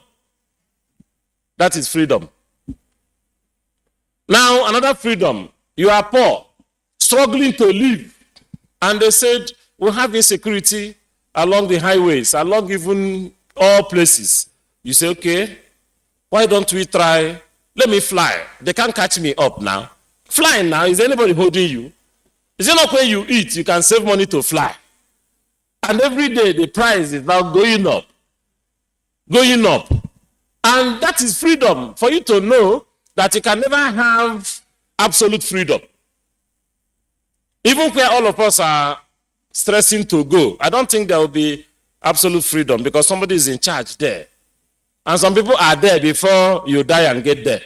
You cannot come, immediately you come to that place, they'll say you are now commander-in-chief. They will not give you. Other people are already there. You join the queue. There is no place in the world or outside the world that we don't have hierarchy. Quote me. No place. So based on that, it explains why there are freedom and no freedom. But when you have freedom to simply say anything, if you want to check whether you have freedom or whether you are relevant in the society, go and hire pressmen and start threatening political office holders and ask the newspaper to carry its front page. You know what will happen? They will look at you, ask you again, who are you? After asking you a question, if they publish it, do you know many people will not even read it? What they will be looking at, who said that? So they look at, I believe that man is a hungry man. But there is somebody that will just speak just one line, front page, they will start panicking. Those people are the citizens. So that's why when the citizens, real citizens and real people speak, a lot of places will shake. So if you want to try yourself, whether you're a citizen, carry that little money you have and go and make any statement. Nobody will even buy the newspaper. And of course, those pressmen are brilliant. They will not even waste their space with what you are saying. They'll be asking you, when last were you paid salary? So that you'll be settled. So the critical point is about where we are going. The so-called freedom we are professing. The so-called free press. There was somebody, name withheld. Very important. When I was doing my master's degree, I will be seeing white presidential jet every Saturday, 3 p.m. He will arrive airport at Enugu. Until the man was used to stabilize the government and they collected the presidential jet. The minute they collected the presidential jet, the next week, front page, he started threatening that a group will secede. But when he was inside the presidential jet, there was no reason for secession. And immediately he said, we'll secede. They came to him again and started negotiating with him. Go and announce that you are leading people to secede. Nobody will even talk to you. So I'm trying to bring down that democracy that professes freedom of choice, freedom of expression, freedom of saying anything, can equally degenerate to mob rule. If everybody is allowed to continue to speak on all matters you are going to degenerate to mob rule. So democracy had to do with that freedom of expression directed at you as an expert in your field at a given material time. That I'm free to equally comment on how the political arrangement in Nigeria could be improved upon. One thing that I love about most countries in Africa is that we are already aware that there is a problem. What is the next step? Is that solving that problem will remove some of us in advantageous position where we are probably working and looting. That is the only thing. Some of us, most of us are aware. We know what we are going to do and our political environment will change. But the problem is, if I do this, won't it affect my means of subsistence, my income level, my relevance level? In 2007, when I predicted the University of Port Harcourt, I was in a conference then, and I said, give us 20 years. People with very big cars can only drive it around their compound. The way we were going, that people with ostentatious life will begin to be humbled. They didn't understand. They thought it was just being alarmist. Some of us are living right here in Abuja. We cannot go home. If you want to go home, if you fly, you look for a small car so that they will know you entered. So why are you doing it? Why are you dodging? We all created the problem. Why are you dodging? Go home now. When I predicted, they say alarmist, alarmist. And at that time I said Nigeria was under court rule. They said I was an alarmist. I don't know who is correct now. Even I, if I want to go, I look for camouflage and get to my village because I was prepared for it. But you already have the essentials of democracy, the people. I wish I'm not in a position to be mentioning the people because I'm equally at a loss at what the people means. Maybe during interaction, some of you can help us to explain the people. Majority. What are the yardsticks for measuring majority? It is left for you to determine the yardstick for measuring majority. Equality, this one is the most criminal.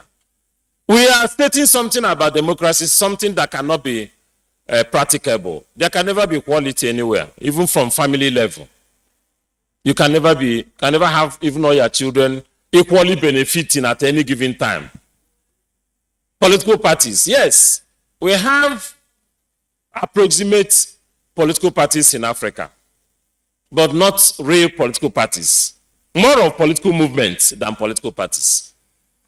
Then patience. Do you know why they put patience? You have to be patient enough, which means we must be getting it wrong, and you have to be calm. It will be corrected in future, and the future will never come. Every day is about the future. So you have to be patient. And before you know it, you are 90 years, if God permits. You are off, patient. Acceptance of the rule of law and popular participation. Well, maybe some of you are in a better position to explain what the rule of law means.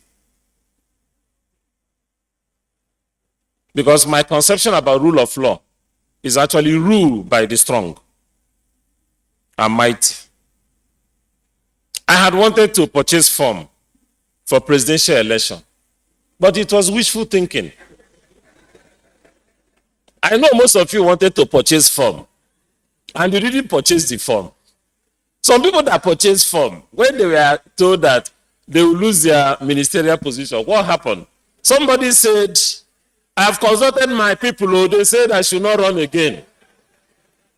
He ran back immediately and remained in office. That is application of tact and wisdom. A complete man or woman must have balance in tact and wisdom. The greatest challenge is that we normally have maybe tact, extreme tact, which makes people to be afraid of us. Everything we want to do is this way to deceive people. then will have lesser wisdom. If you balance them, you'll be a complete person. So that man had more of tact and maybe 40% wisdom. Today, he's still being addressed as honorable minister. Others had gone, and they didn't collect the party listing. He saw that he was going nowhere. They were thinking it was the normal settlement. They say nobody is settling you. You must come for the election. And he ran away. Today, he's still an honorable minister. So other people that are looking straight, all of them are former today. We are getting to somewhere. I wish it will continue down the line. You resign first from the one you have. Not you hold this one, this democracy. When you fail, you come down to the local level and say, who is holding this ticket? My friend, go. Let there be another, I don't know the brand of democracy that one is. Now, I don't want to bother you because what we want us to do is not really to be pedantic. We want to lead a discussion. So I don't want to bother you about these principles of liberal democracy, non-liberal democracy. It does not matter. Democracy means what it is. Democracy means what it is. What it is not democracy. But based on the variables associated and weaved around the concept, we talk about certain ingredients and residues of democracy. But it is important for you to understand that you can be coming from the standpoint of idealism, realism, or behavioralist, or whatever persuasion, or a political economist.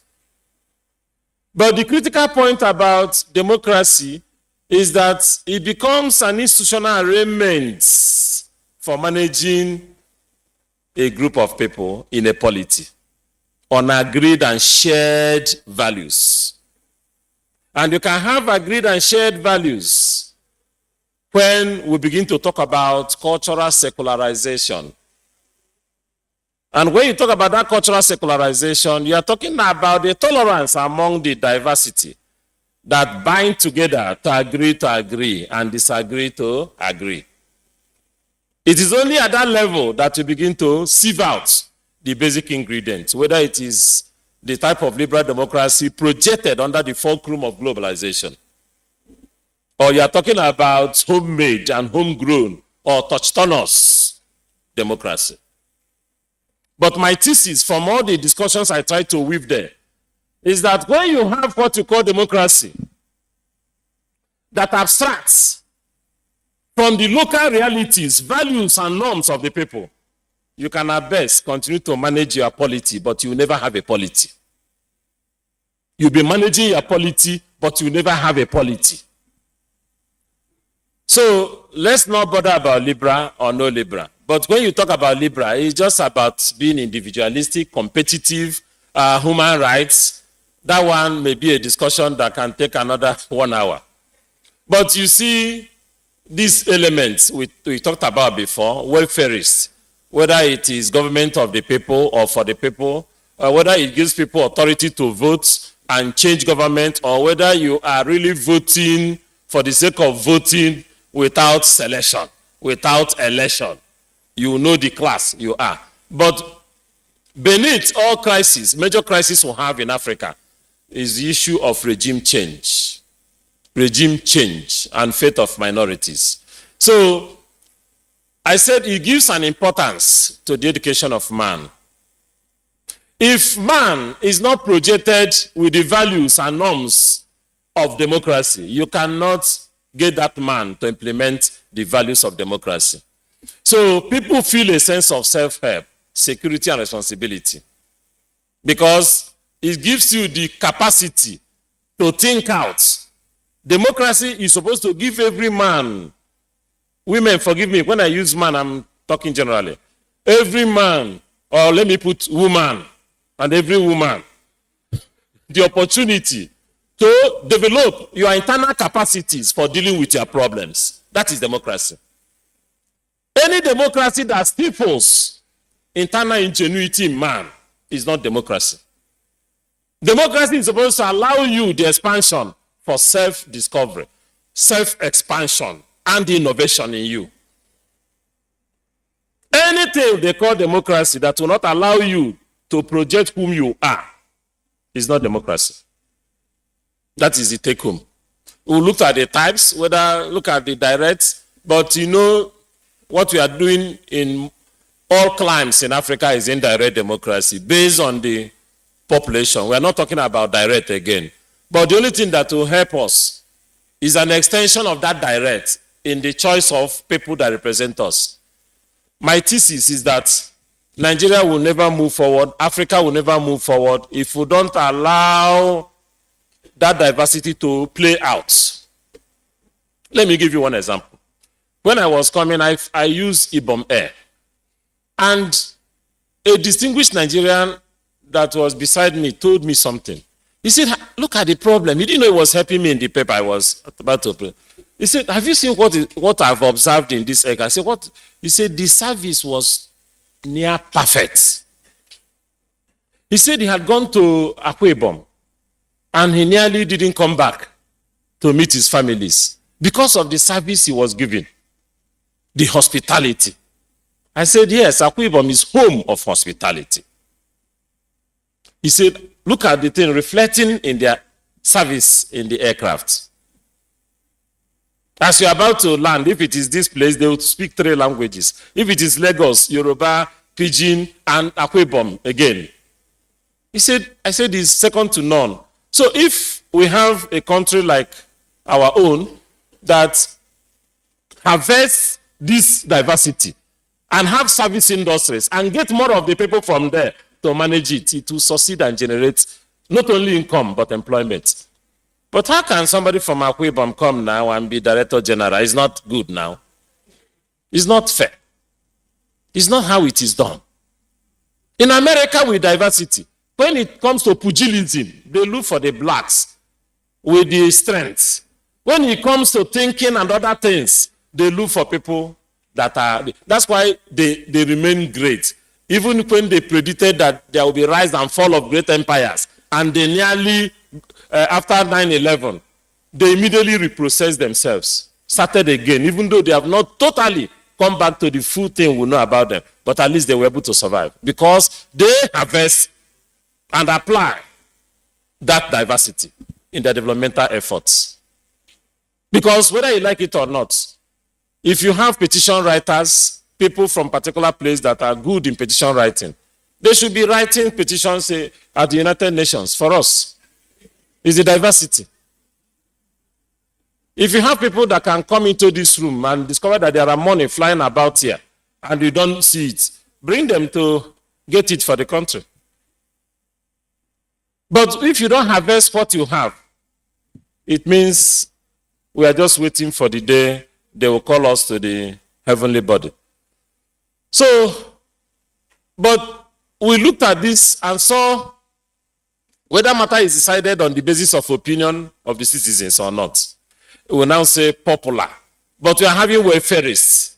But if you come to an example of countries like India, where citizens elect their representative, and the representative take part in decision-making procedure on behalf of the electors, you see them combining direct and indirect. Look at my foolish idea, which I consider laughable. Assuming we delineated constituencies and ask each maybe regions, geopolitical zone, go back to your roots, activate how you have been picking your people, and give us their representatives. Some people will go back with their structure and look at the way they have been selecting decent people. When we started with option A4, in my climb, that was what we loved. We want option A4 because some criminals came to be voted for. And they came and stood. You will stand. People will queue behind you. But when they turn back, they will see that nobody will be behind them. That's how, in that climb, they have been selecting their people. They know everybody. They know people that should represent them.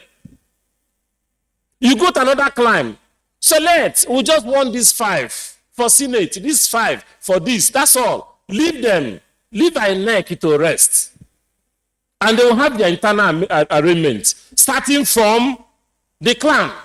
Clan will say, you go for us. I know you are not going to sell out. Go make sure you get the correct person. And you know if you get the wrong person, you won't come back to that clan. I know of a clan where if you lose a war, they give you parrot egg or you commit suicide or go on exile.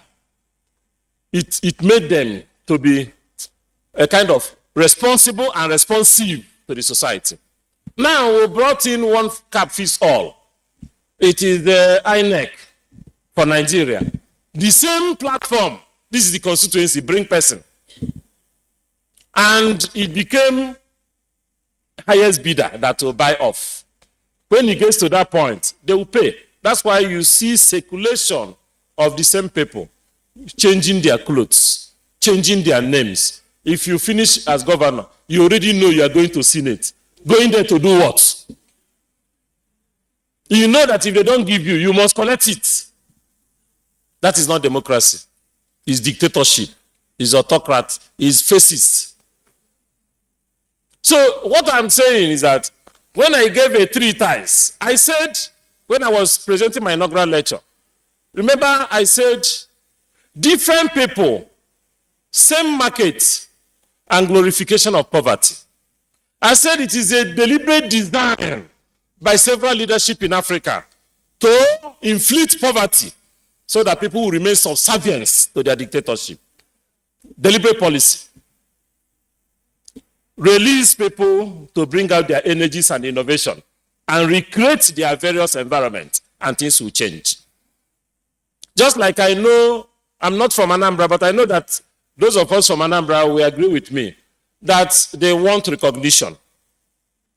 If you want to make Anambra roads to look like Dubai, what do? Governor, call all of them. We want super highway. If you build it, you collect toll from here. Then the road will be named after you. That's all. Government will not bring any kobo. If you come within 5 years, you see that that place alone is better than Dubai. Most of the roads built already in that state were built by the people. So why are you centralizing everything? Thereby centralizing poverty.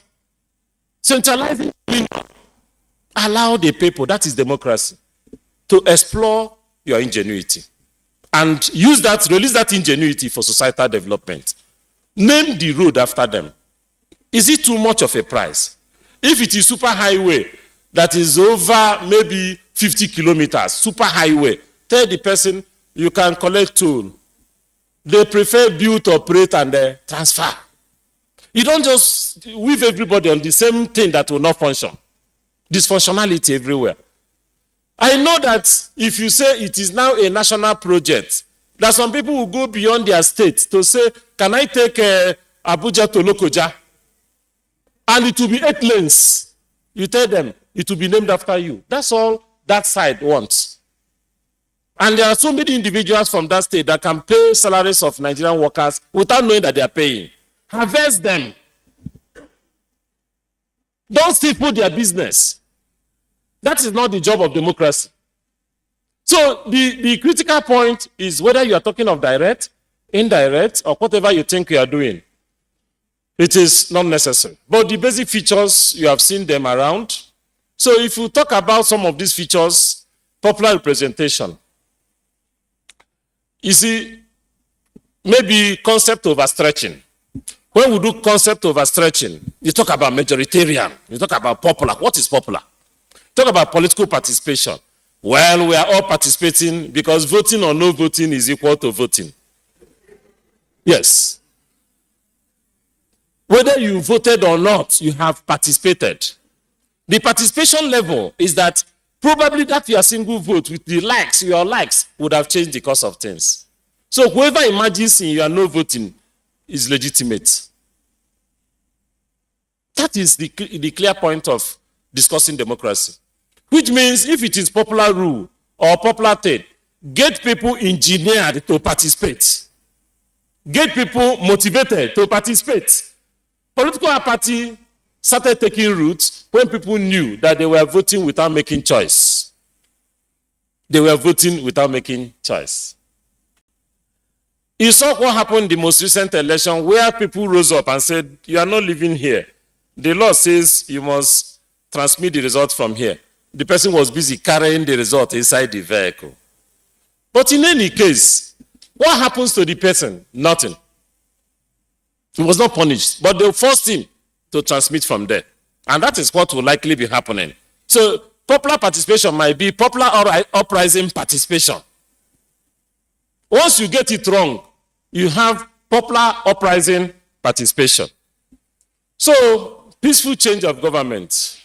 At what point can you say government is peacefully changed? Is it when they change it using some underground things and force everybody to accept the legitimacy? What we are just choosing over the years in Africa have been between bad and worse.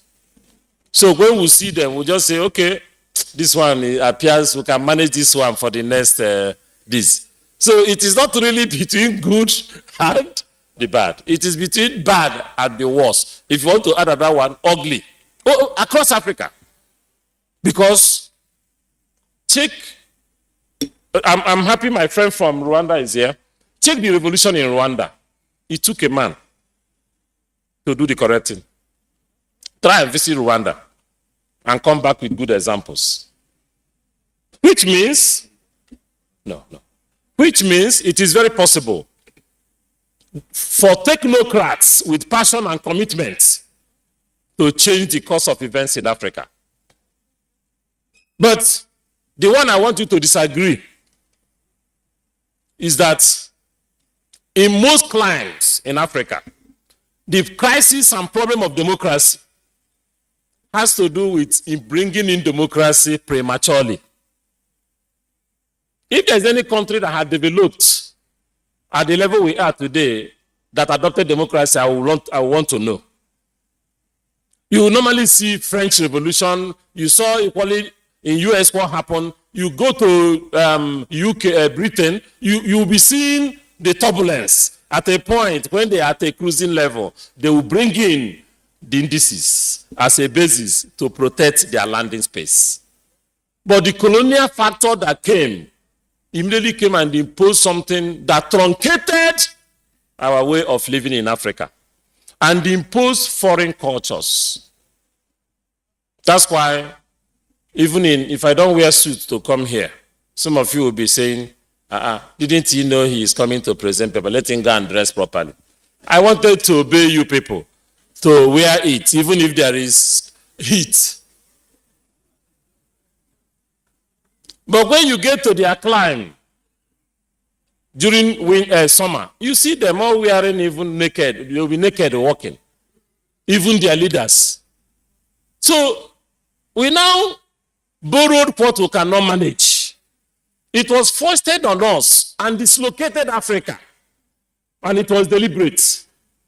That was why Alaba Ogunsawo, a distinguished professor of politics, came and said, colonialism came to Africa, and what they left behind were Africans, truly Africans in color, but Europeans in thought processes, which means Africans that are suffering from one-sided intensity.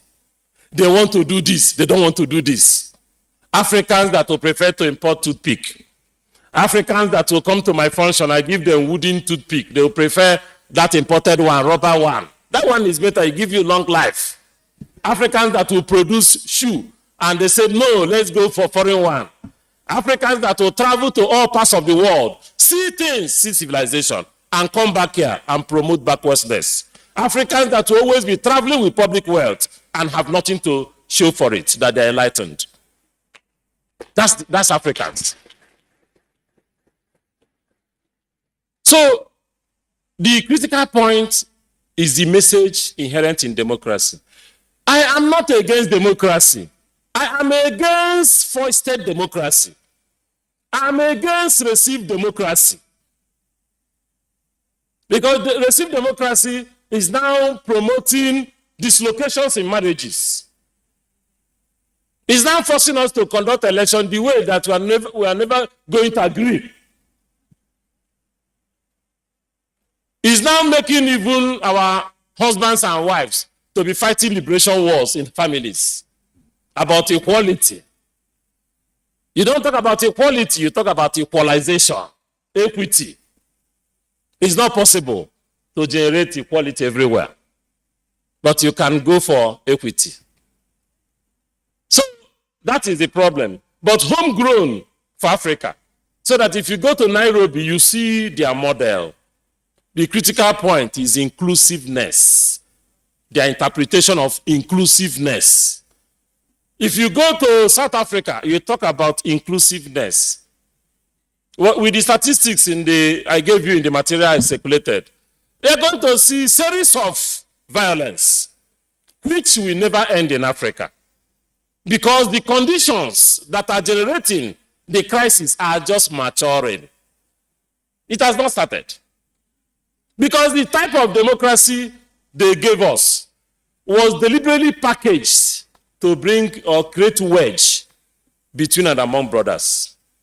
A kind of democracy that was created with proper and improper demarcations that fuse unwilling people together, that force people to talk about them and how they can reinforce development, that is convincing African leaders to go for technocrats that are trained abroad in the tradition of international development agencies, international financial institutions. They are now managing economies of Africa everywhere. And what is happening? Exchange rates. Nobody is talking again. People that send their children abroad, we are hearing it now across Africa. And we appear helpless. The only problem I have with this is that we normally travel to those countries and excel. We excel. And we come back here. Problem. The last trip I made to Uppsala, Sweden. When I got to Frankfurt, everything appeared to be normal. I entered the airport and we were able to enjoy ourselves. We were orderly. They were saying travelers moving to Lagos come. We came, we were orderly. I was watching, I said, are these people not mainly Nigerians? They were orderly.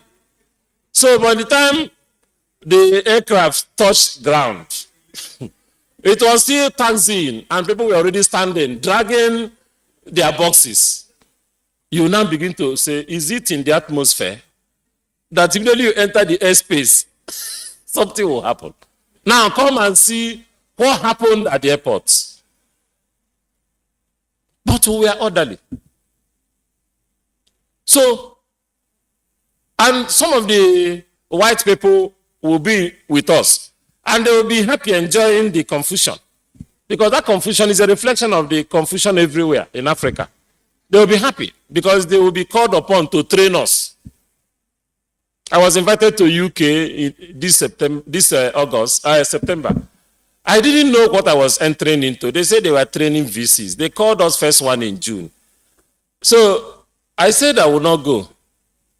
They asked me why. I said, I don't know who will train me there and what the person will be teaching me. I said, let me save the money and use it to pay staff salaries. So they now wrote letters to us again that didn't attend and copied our government. And they called us and said, my friend, prepare and go now for this training so that you'll be better equipped to manage. I said, my problem is how equipped I will be when I return. Whether the one I'm already doing correctly will not be disarticulated. The way they harmonize the university curriculum, which is bastardization. That is the greatest crime Nigeria committed as a country. That somebody will tell you there must be uniform curriculum, and you agree. You go to their country, you have area studies, specialization. If you are in a desert-prone area, you should have specialization on those areas. Become experts. You have a place, you have erosion. You have faculty that is dealing with your local content. Our own is impact factor abroad. And we signed IMF loan. Is it not money? You sign. If they say sign, African leaders, they are very good at appending signatures. Where do I sign? They will sign. So now, we have realized ourselves. The NUC is now saying, no, we are now going to leave 30% in the curriculum they are now dealing with. We are now going to give you 30% to give local content. I said, we want to do the correcting. Why must it be 30%? It should be 60-40 in favor of local content. Let me use the ingenuity of the brain around people that I'm training to learn about the environment and research and get results. And they are saying academic institutions are not producing. They are not doing it. How can they produce? When you say they should study how America was formed, how Germany was formed, what of how Africa emerged? So the critical point is that it may never be late for all of us. We can still change things if we want to. That's why you see the key democratic practices, which for me does not matter because you people are practitioners, practicing it already. Now, let's take a leap to culture. You normally say, culture is the way of life of the people. Simplistic. Now, you don't remember that it is not just way of life, but there are material and non-material components that mold a culture and mold a people. If it is the way of life of the people, what are the processes of building a people that can coalesce, taking into cognizance the critical culture they practice in line with your critical culture and blending them into a unified practice? Do you impose your own on another and call it culture or way of life? No. You now consolidate culture at the level of production. Are we producing in Africa? Some countries have proven that they can make a change, including Ghana. The leading example from the lecture material I gave you, in terms of even the rule of law indices, have been Rwanda, followed by Namibia. The table is there for you to see. So all this general thing we are doing, the issue is, if we are not getting results, why are we repeating failures? Why are we romanticizing with failures? Remember that any major occurrence, like a former senator that died now, Nzeribe, said that he benefits more under crisis. He said that's where he earns his money. So everybody has motivation. But if it's a way of life, I said, to understand a society or system now, one needs to thoroughly study a culture. Are there people that are fundamentally engaged in fraudulent practices? If answer is yes, do you kill them? No. I thought security agencies are formed, established to deal with puncturing crime. Why don't you bring them to help you in puncturing, since they have cultural knowledge about how to circumvent anything? When there was major secular banking crime in the United States, it was difficult to capture the person. But do you know when they captured the person, it took them 7 years to get the person. He was busy withdrawing money in their secular banking system. When they caught him, they tried him. In the eyes of the world, he was sentenced to many years imprisonment. But what really happened? He was drafted into CIA to come and teach them how to stop similar things, because they are improving as crime is improving. We'll kill our own immediately. Anene of yesterday should have been helping security agencies in dealing with, he may be dead publicly, but he'll be doing the work, telling you, go to this place. So even calling them on phone and saying, stop this. It takes a criminal to stop crime. They know the intricacies. How do we handle them in Africa? Central Africa was known to, as at 4 or 5 years ago, they were calling them dark continents because of conflict importation and exportation. You ask yourself today, what is happening there and what is happening in other climes? So the critical point is harvesting what you have and turning them into agents of change.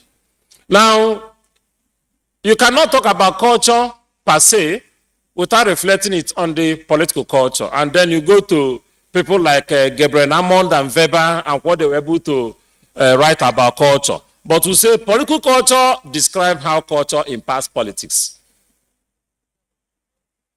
So, will you now say that the politics in Nigeria, in Africa, in Ghana, in Kenya, in South Africa are reflections of their culture? You cannot strictly say that. Because most entities in Africa believe in doing things and hard work. So why are we not working hard? Is it cultural? No.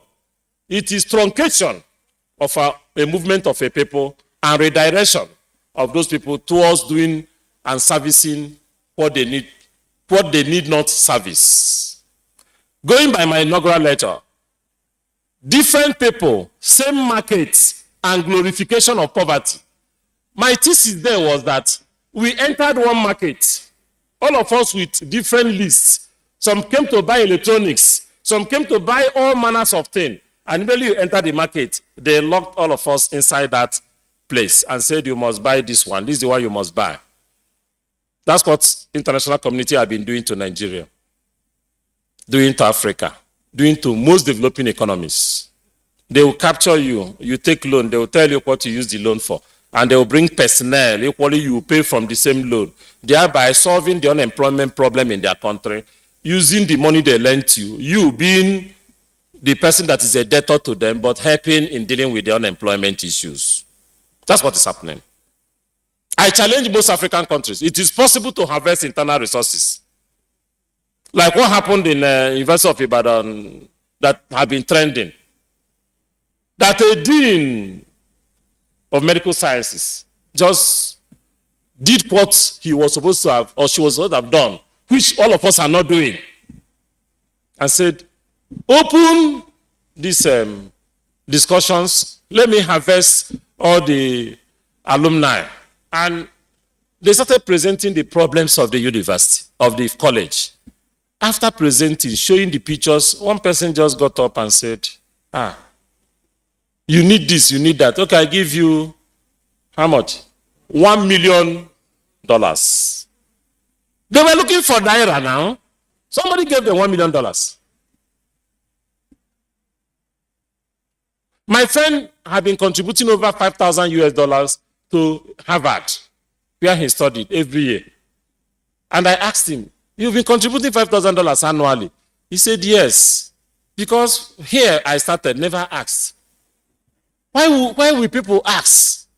Because we are all hooked into survivalistic tendencies. Nobody is allowed to think again in Africa, except survivor. And it just took me a week before this incident when I met one of the best ICT guru in Africa that came to my office. And we were talking. He told me there was something we were going to do. I will help you create a platform for all the alumni. Talk to them, project, discuss with them. You will be surprised what will happen. He equally told me how much you will put in that fund. After 1 week, this thing happened. I said, okay, if I start doing it now, it will appear as if I want to simply import what had been done. But that was what we discussed just 1 week. How many of us are still innovative in thinking? How can we be innovative when we are looking for salaries that will mean nothing to anybody?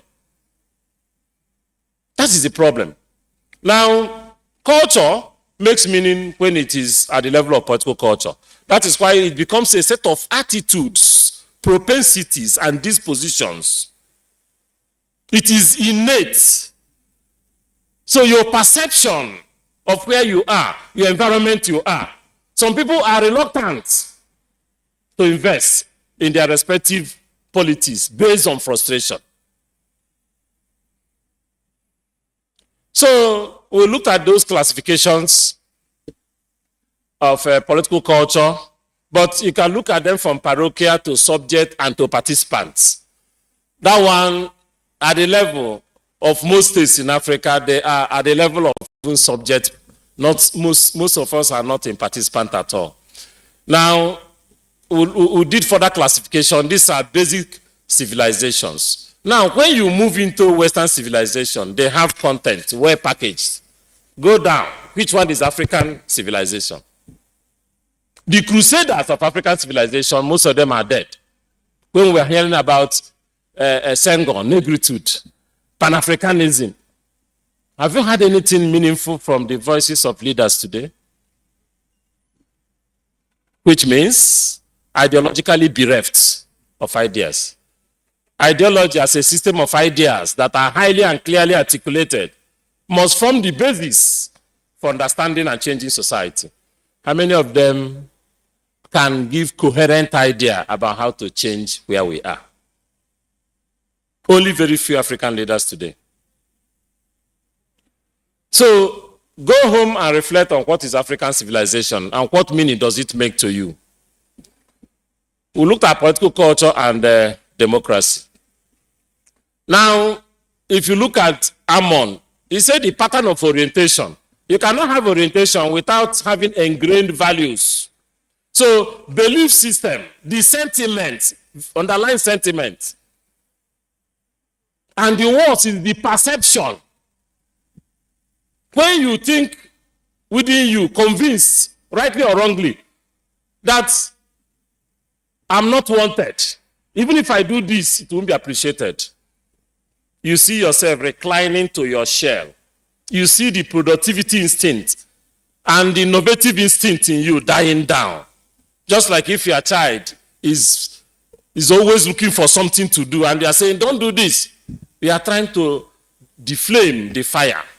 Try to understand that child and allow the flame to come up.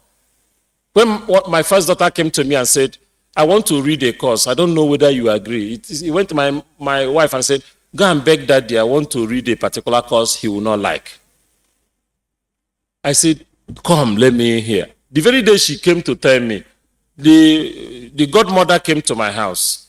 And I said, which course do you want to read? Even though I had spent 20 years then in the university system. He said, I want to read early childhood education. I looked at myself. I said, the whole professor in a university. I never thought about the course. Because for some of us, it makes no meaning. I said, okay, what is early child education? He said, this is what I want. I want to take care of the children as they are growing. I want to mold their character. She was now educating me. So as I was talking, the godmother said, my daughter, come. Thank you so much. God bless you. I'm a professor of early child education, early childhood education. We are not more than, he said, not more than 10 professors of that. Please, I encourage you, don't talk to your dad again. Go and read the course. I said, okay. After looking at every course, this is the one. I said, all right, I challenge you. Bring out the best in you. Go and put it in JAMB. Because the spirit was with her in that course. She just put the JAMB and got it. And the system now said, don't read again. Strike. They were about to enter second semester exam. So the critical point is, don't stop the flame. Don't stop the flame. I was able to contain it because I immediately thought about, I browsed it. I knew she knew better than I do. But I thought I knew everything. And my daughter was teaching me. So, assuming I stopped her and said, go and read law, go and read this one, go and read that one, maybe till today she will still be trying her hands, trying to pass her exam. I will become a father, a professor, that will be going to beg junior colleagues to pass my daughter. But now, if you enter school, you're on your own, and you must live in the hostel. Go there, not in my house. Go and live in the hostel. Nigeria is a rugged country. Go and be rugged from the hostel.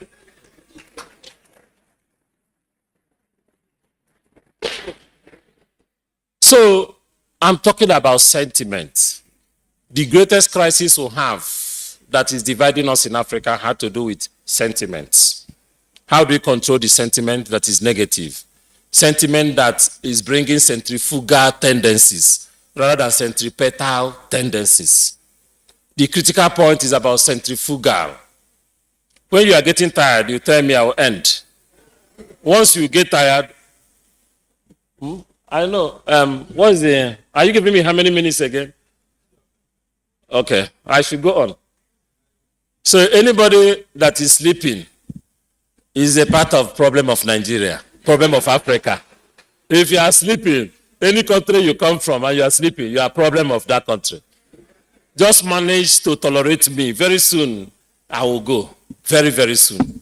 And you become your guy again. It's not easy to get big people to sit down and listen to irrelevancies. Is what I'm talking relevant? I'm talking what I shouldn't be talking now. That's not why I'm paid to come here. I should tell you what democracy is and tell you we are doing well in Africa and that Africa will soon grow, that we should be patient, that other countries pass through the same process. And if they pass through the same process and enter into a gully, we must enter into the gully too and then come. We should not learn from their mistake. We should equally learn from the poor mistake they made and enter the mistake before we get there. The world is a global marathon race. Is it not what you should be hearing? And that we should be patient enough. Very soon we'll get it right. That's what you expected to hear. And I started twisting everything the way that it shouldn't make sense to anybody. It's not fair. So let me be fair now to tidy up. Now, this is the culture of democracy. If you must talk about culture of democracy or democratic culture, you talk about intercultural dialogue in Africa among various polities, even within the macro level of discourse. We should have overcome some of the internal debilitating factors and promote and they release the centripetal forces as a uniting force that will aggregate culture and interface with various cultures to thrive on cultural secularization. If you don't thrive on cultural secularization, which has to do with accepting the basic ingredients of every culture, and you are just dreaming that you are going to forge a united democratic culture, you cannot achieve it. We are getting it wrong. First of all, we must accept that no culture is inferior. If that culture is inferior and fundamentally inferior, allow them to remain on their own. Because the way you interpret somebody's culture might be the way he's equally misjudging your own culture, which is about this is where that tolerance should be, not patient. We talked about that dialogue, starting from the interpersonal to intercultural. Why is it that most leaders in Africa unite in embezzlement, but quarrel when they disagree in sharing what they embezzled? At the point of going to embezzle, they will agree. And all of them will cover their tracks, collect the money. You catch a thief at the point of sharing what they stole. It's at the point of sharing, they may say, my friend, we gave you yesterday. You now come back and tell your people, these people are punishing us. They want to finish us. And your people will ignorantly rise up. Hey, we must do this and do that. But if they had given you your own, you won't even come back to the town again. You stay at Abuja. The next thing, you fly for holiday. And all of you will be on the same bed, the same hotel, enjoying yourselves. And then you come back. All of you will go and ignite crisis from your people and pitching one group against another group. Now that we have known the secret, as enlightened people placed in a position of change, and the change I'm talking about is qualitative and sustained change. What have you done as your contribution? So you have a society, you have economy. The substructure and superstructural analysis will tell you about the reinforcing relationship between them. If we get it wrong at the level of production, we will likely get it wrong at the level of distribution at the polity. which means the culture of democracy demands intersection of ideas arising from sustained dialogue. And that's why cultural democracy is the notion that everybody's heritage and cultural expression is worthwhile. Is worthwhile. That is cultural democracy. You must have to harvest those critical and good ones as basis for political organization. If you don't do that, you can't get it, because it has its ethos as democratic values. Democracy is seen as a beginning and end, and even an end in itself, but it's not the truth. The major point on democracy is the journey to attaining democracy, which is the process.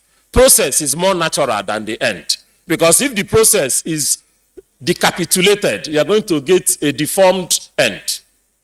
So the process has to do with cultural fusion.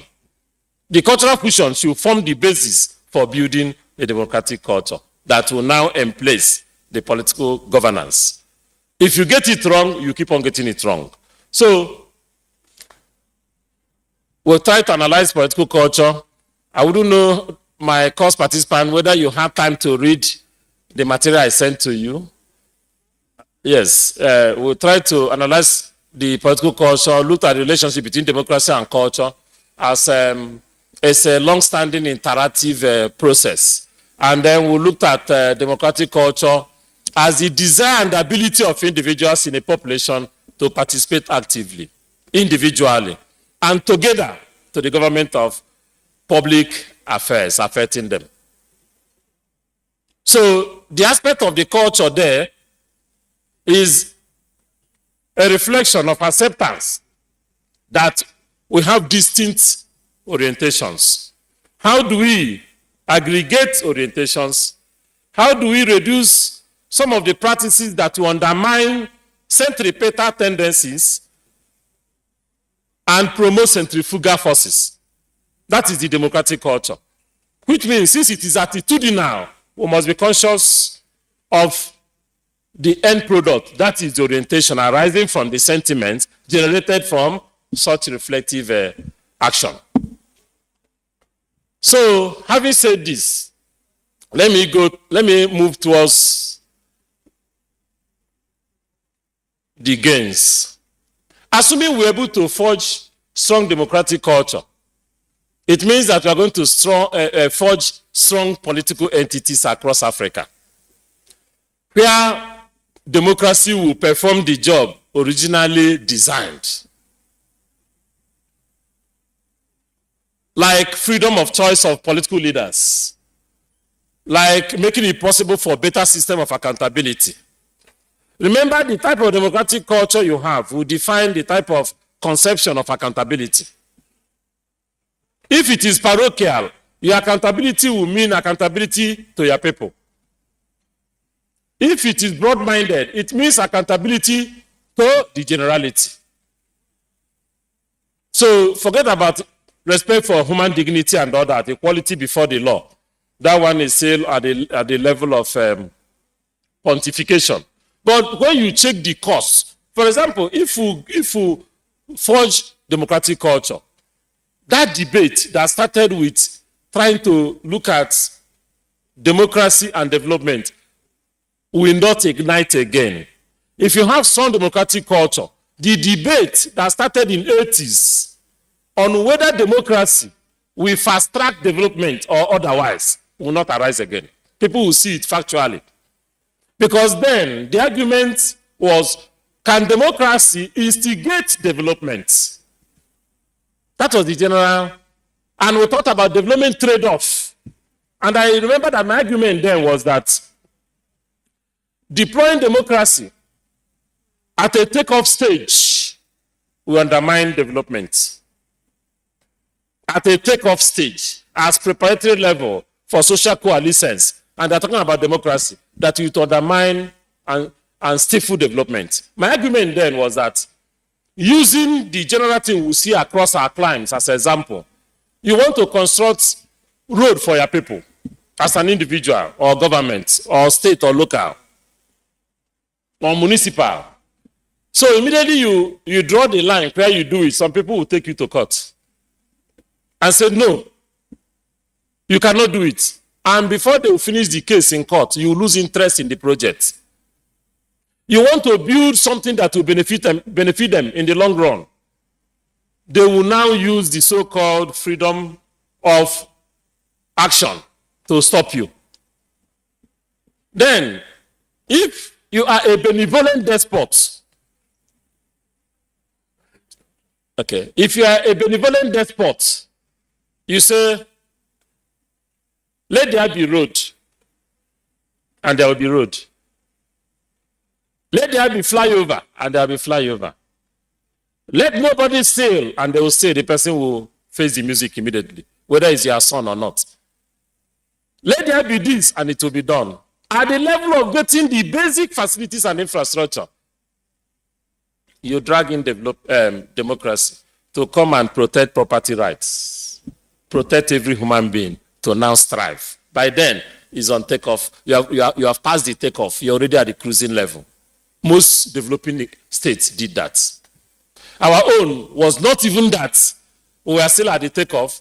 Our own was that external machinations branded something and gave to us that is countervailing from our cultural values.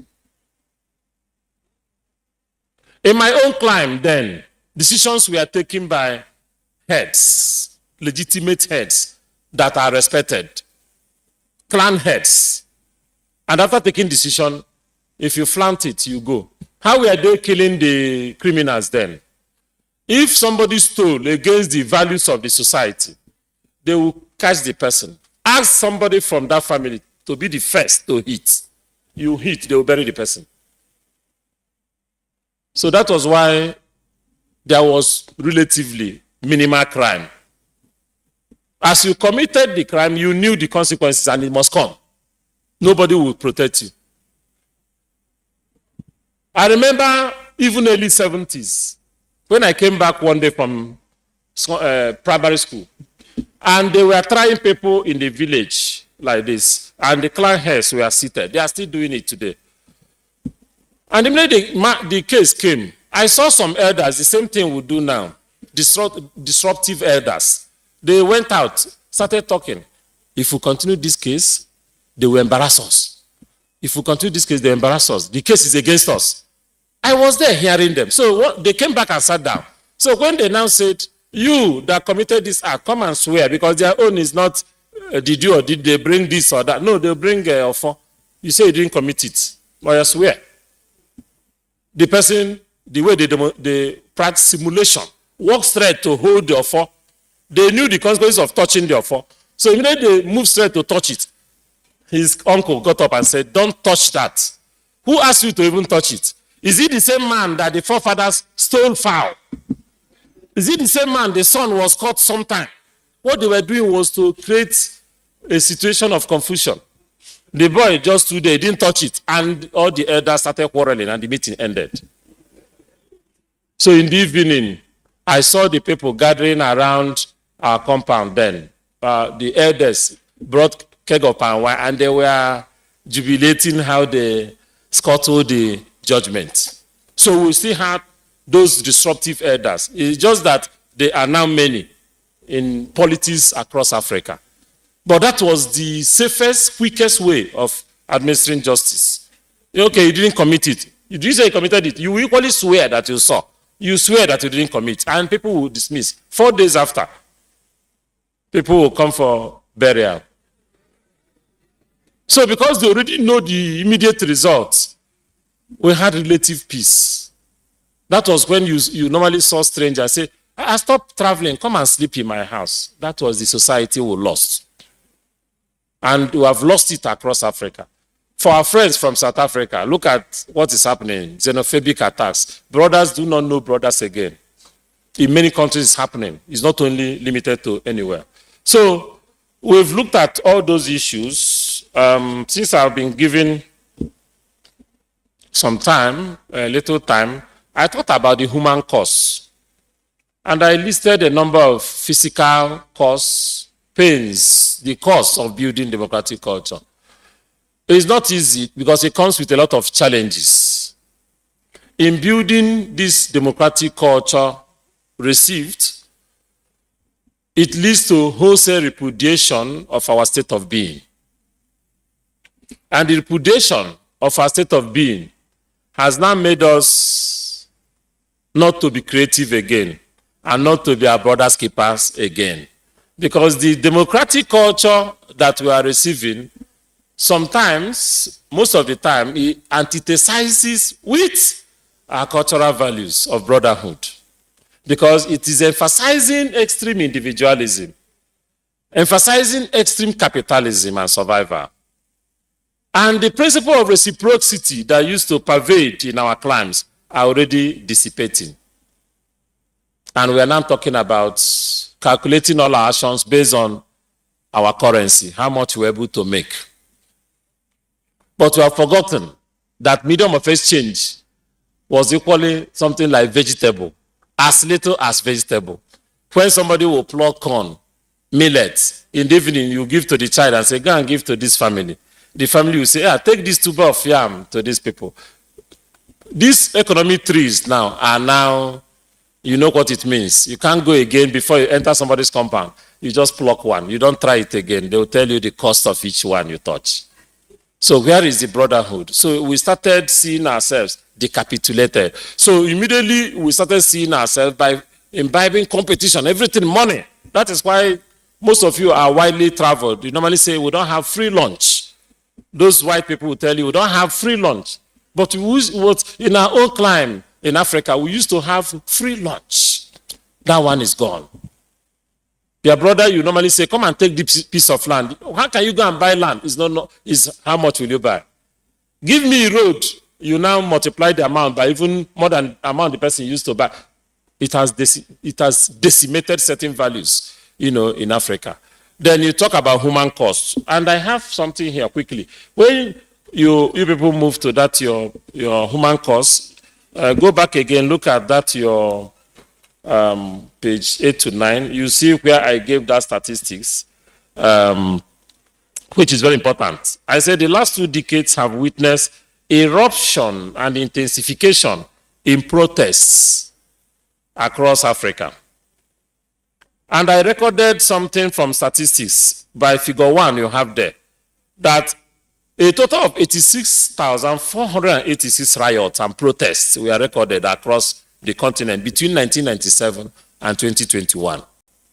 And a further breakdown indicates that 67% of all the riots, protests, occurred in the harmful countries like South Africa, Algeria, Tunisia, Nigeria, Egypt, Morocco, DRC, Kenya, Sudan, with all percentages attached. Why we are having all this uprising critically is that people are getting disgusted with what we call democratic practices, which is yielding mega returns.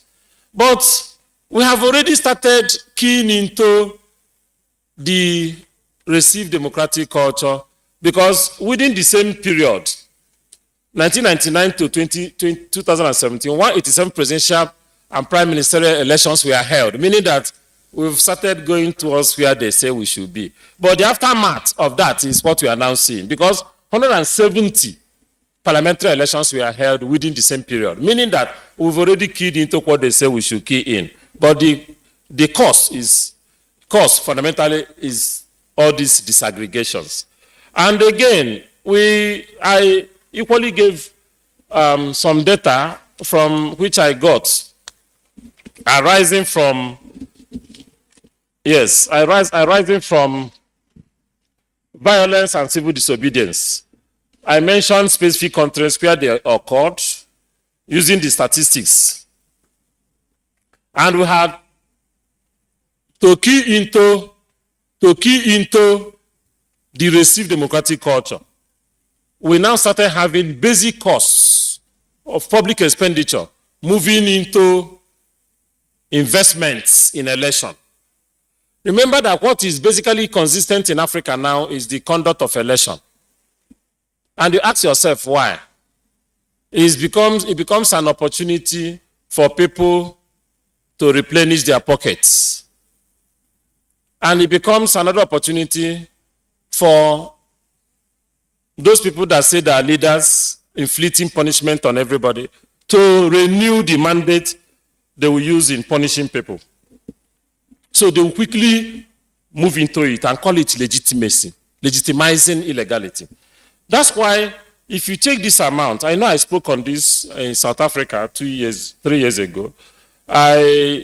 In Sub-Saharan Africa, for example, estimated 125 billion we are spent on elections between 2000 and 2018.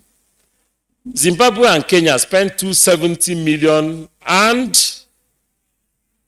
$499 million respectively for election. Then in 2018, that is in 20 national election, Nigeria spent over $500 million for 2019 polls. And I gave the figure and the implications down here. The implication is that it is not only election that we are conducting. It is another recycling of money sharing, which you call periodic elections. Because ask yourself fundamental question about this democracy. If it is possible that I can stay here and transfer money to any of you, why is it difficult to profile everybody and you stay in your houses and you vote? Why is it difficult? We stay in our houses. During time for voting, you open the voting portal. Because we registered, immediately you vote the candidate you want. They will not allow it because you vote wrongly now. You vote wrong, you must appear at a place. And they will make it stressful for you to appear there, to discourage you, so that the election will be free and fair.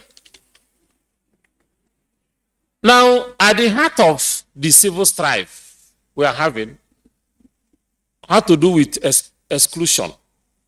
Because we demonstrated it with statistics we got from Cote d'Ivoire, Liberia, Ethiopia, Mali, Uganda, Central African Republic, Sierra Leone, Rwanda, and Democratic Republic of Nigeria, Sudan, and others. Of course, Nigeria will be in all of them. It's doing well. Now, I now mentioned that arising from the democratic practice, how we are having series of disruptions, as you saw in coups and attempted coups. We saw where they happened. From Guinea-Bissau, Madagascar, you saw DRC, Niger. In fact, almost Mali, Senegal, they will say attempted, it will be stopped. Why are we still attempting? We are attempting because things are not going well with what we are practicing. So we noted all this. I will request us to take time, go through the documents. And I now said the subsisting democratic culture in Africa is already posing some challenges. And it has made it possible that we are still having elections without having, and now we don't have credible opposition. Because it has made us to think only about bread and butter. But we are taught that before you can make an omelette, you must break an egg. Nobody wants to break an egg because the most productive industry in Africa has to do with grabbing political office. And that is why it is issues of irregularities in elections are still rife, weak civil society, weak economies, no separation between the state and ruling party. Once you grab the office, immediately you become an uncommanded commander. You become a teen god. Ethnicity and religion and nepotism is resurfacing because of poor management of diversity across African states and series of threats of military intervention. And we equally have that decimating the little internally generated democratic culture we have. And we are now having lack of regime change across Africa. Lack of regime change means when you finish, you take the baton and somebody will swear to you, you will never touch what I've done. You will never do this. You will now become anointed son. At what point did we go to this level? I thought that power belongs to the people. I thought that's what it means. Now somebody is deciding who is what. you will go. Go where? So it is having vicious circle of despondency. These are the outcome. The outcome of where we have found ourselves, I listed all of them there. And I believe we must have to begin to rise beyond that. I've stated what is to be done. Maybe we can take up what is to be done from the angle of processing our discussions. So I thank you so much for listening.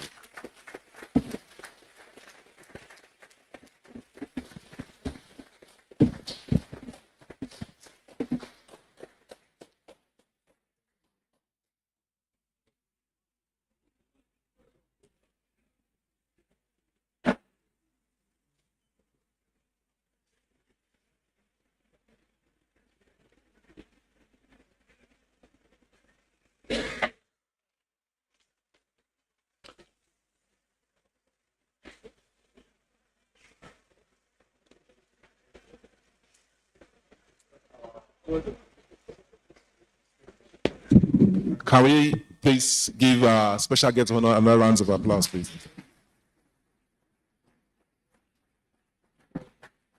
So we're now going into interactive session with the course participants. We have one question per syndicate. So, are you ready, sir? Yeah. Okay, syndicates 1. Anybody question? Okay, I'll leave you.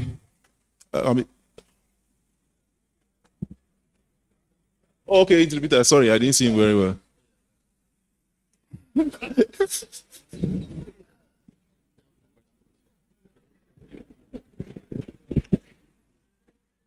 Thank you, sir. Sir, in view of this, your eloquent but presentation. It was not you I recognized. Your name, okay, go ahead. You got my name, sir. It was not you. Okay, go ahead, please. My name is Ali Bindu, DSS.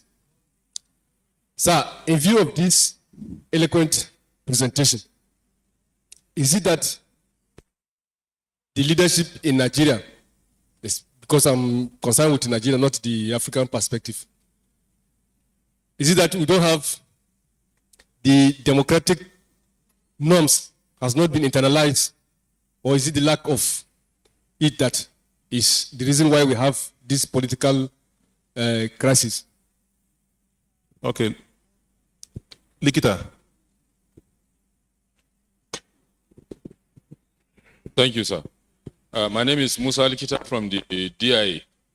Sir, you have spoken so much about citizen role.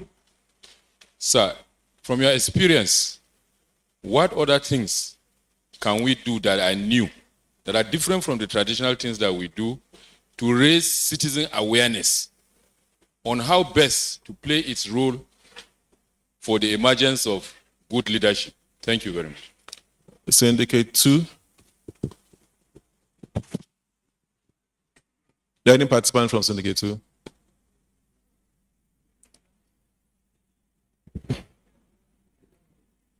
That's Aliu, I guess. Yeah, go ahead.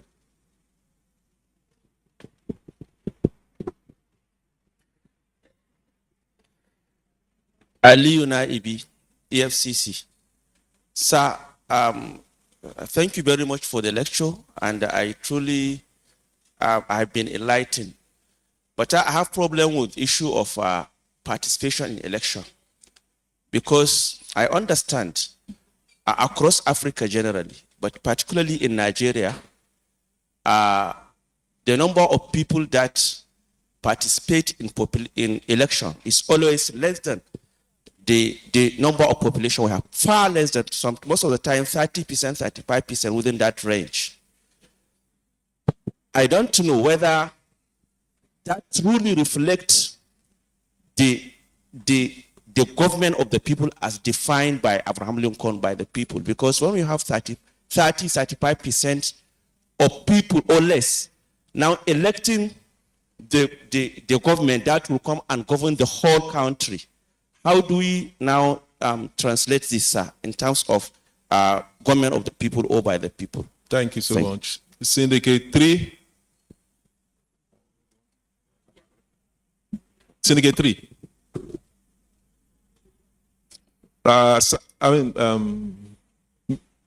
Colonel Yakin. Oh, sorry. I am Yakin Wasil, Nigerian Army. Thank you very much, sir. Sir, permit me to write on your quotes. I quote, if we are not getting results, why are we repeating failure? Unquote. Now the question, what is the best system of government practically suitable for Nigeria as it is today, and why? As well, how can Nigerians as a people be encouraged to make that your choice work? Thank you, sir. Syndicate 4.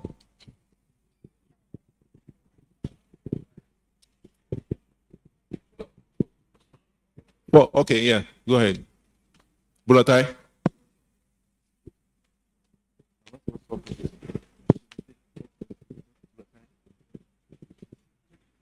Thank you so very much for the lecture, sir. My name is Umar Buratai from NUC. On the condiments for democracy, I want you to comment a little more on the roles of hunger, disease, and literacy in the equation, because I think these are variables that we need to understand very well in terms of the effect that they have on our effective cultivation of the culture of democracy. Thank you so very much. Syndicate 5.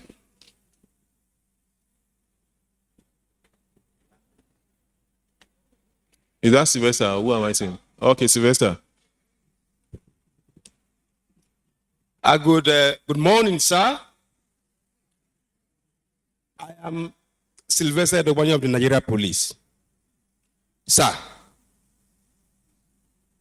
your lecture, every true-blooded Nigerian, the heart must weep. Because you have x-rayed everything about the political temper of the country. But my own, where I need a little clarification is this. I don't think I stand corrected. We don't have less than 18 political parties in this country. 2 have been dominant, except the Labour Party that entered the race. In nomenclature, they are just 1. The only change is in the dramatis personae. Now, is there any hope? Because these 2 political parties, it is if APC wins tomorrow, or PDP wins tomorrow, or Labour Party wins tomorrow, it is the same set of dramatis personae that continue to collaborate. So is there any hope that we can improve in our culture, sir?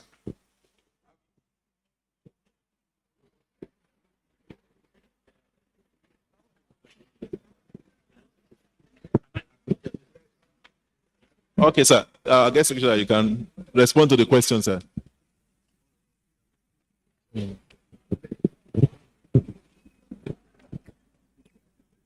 Thank you very much. Let me start on a note of encouragement. Sylvester, don't be discouraged, because there is still hope. There is still hope. You know, something that is elastic, when you hold it, it will get to elastic limit. When it gets to elastic limit and you still drag it, what happens? That is the point most states in Africa are. Breaking points. One good thing about the political class is that they are aware that their time is ringing out. I agree with you that what we'll be having is change of baton from one bad to another bad, maybe worse. And when you look at Nigeria's population and some population of most African states, you start wondering, is that the best we can do?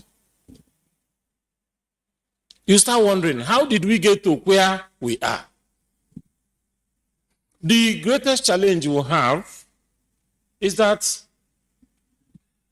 we did not forge political culture for ourselves that would have taken us to where we wish to go. It was truncated. But I'm always not comfortable when I thrive on lamentation. I normally ask myself, now that we know, what do we do? And the only thing we can do to avert it, because at a point, the chain must be broken. At a point, is part of human trend in history. It must be broken. If they fail to break it in 2023, it will not be missed out in the next election, because something drastic will happen in 2023. When I was presenting paper for NDC last year, I told them that we should watch out till September this year. And I told them from April, something will start happening. And I was building that in a spectrum.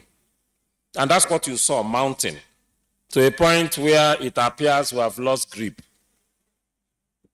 If you are holding a stick, maybe on a tree, holding the branch, and the branch gives way, what happens? That's what will happen. We've gotten to a point of no return. I want to tie it to another question. When you talk about illiteracy, you talk about poverty.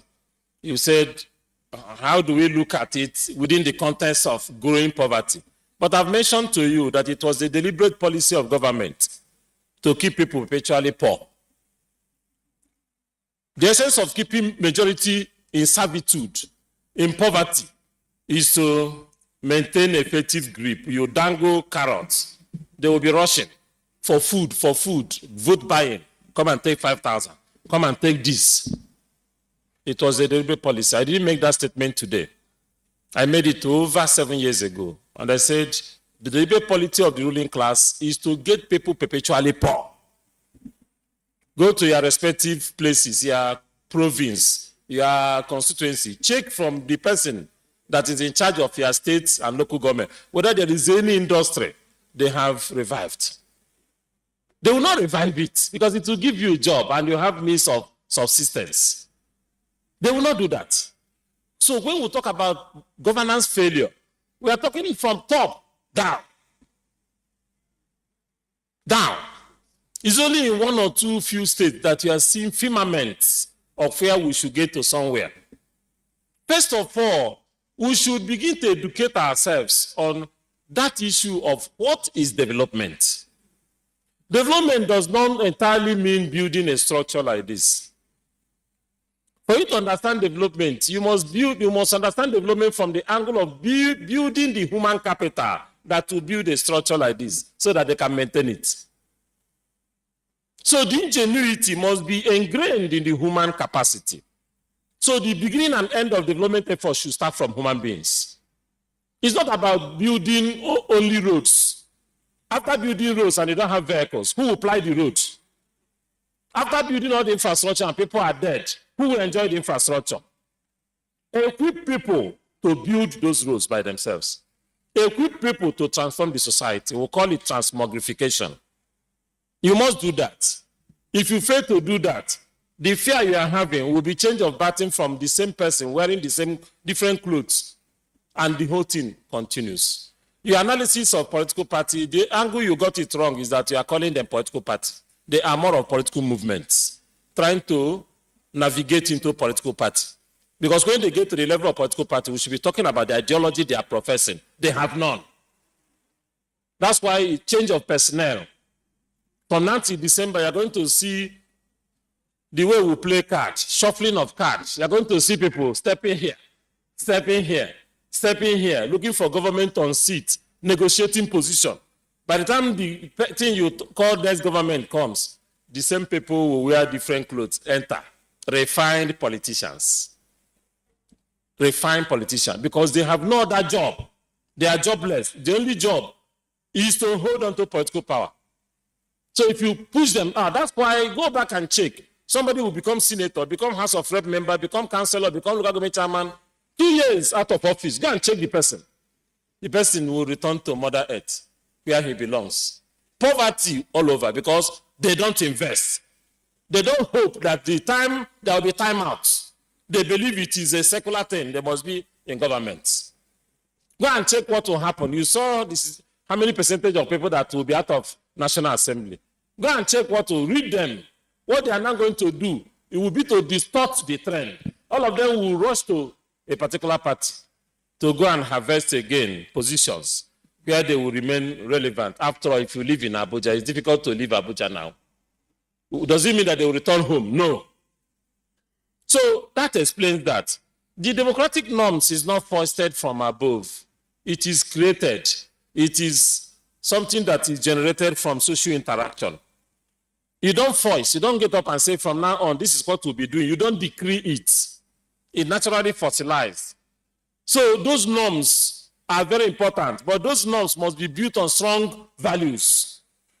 So if we are playing our politics in such a manner that we are playing politics without values, you don't talk about norms. It becomes, I want to be in office. That is why we are seeing debates across televisions. Somebody ran for presidential election. He rushed back to his village now and said, who did you give the ticket to? They said, my friend, I will take the ticket. Party said, now we are going to submit. You don't talk about that in a democracy. You don't talk about that. Somebody said, okay, my younger brother, hold on to senatorial seat. Younger brother held on to it. When he knew that he would fail, and we knew he would fail, he failed and came back and said, my brother, where are you?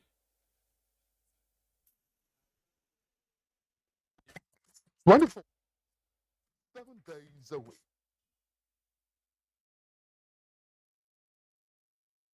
Computer, iPad, tablet, and phone. Log on to visiontv.co.uk and click on Entertainment, then NTA.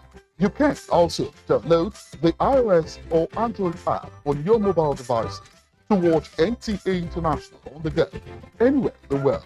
NTA International. Your window to the world. Information is power. One's power. So feel powerful with the NTA News mobile app, the one-stop information center. Real news at your fingertip. Be the first to report by uploading first-hand information on the U-Report link. And be the first to know by simply clicking on any of the links on the sidebar for headlines, domestic and foreign news, economy, security, politics, sports, and more. Stream live on your smartphone and tablets and stay connected. It's pretty easy. Simply download NTA News app from your Google Play Store and you're good to go. NTA News mobile app, your access to real-time information.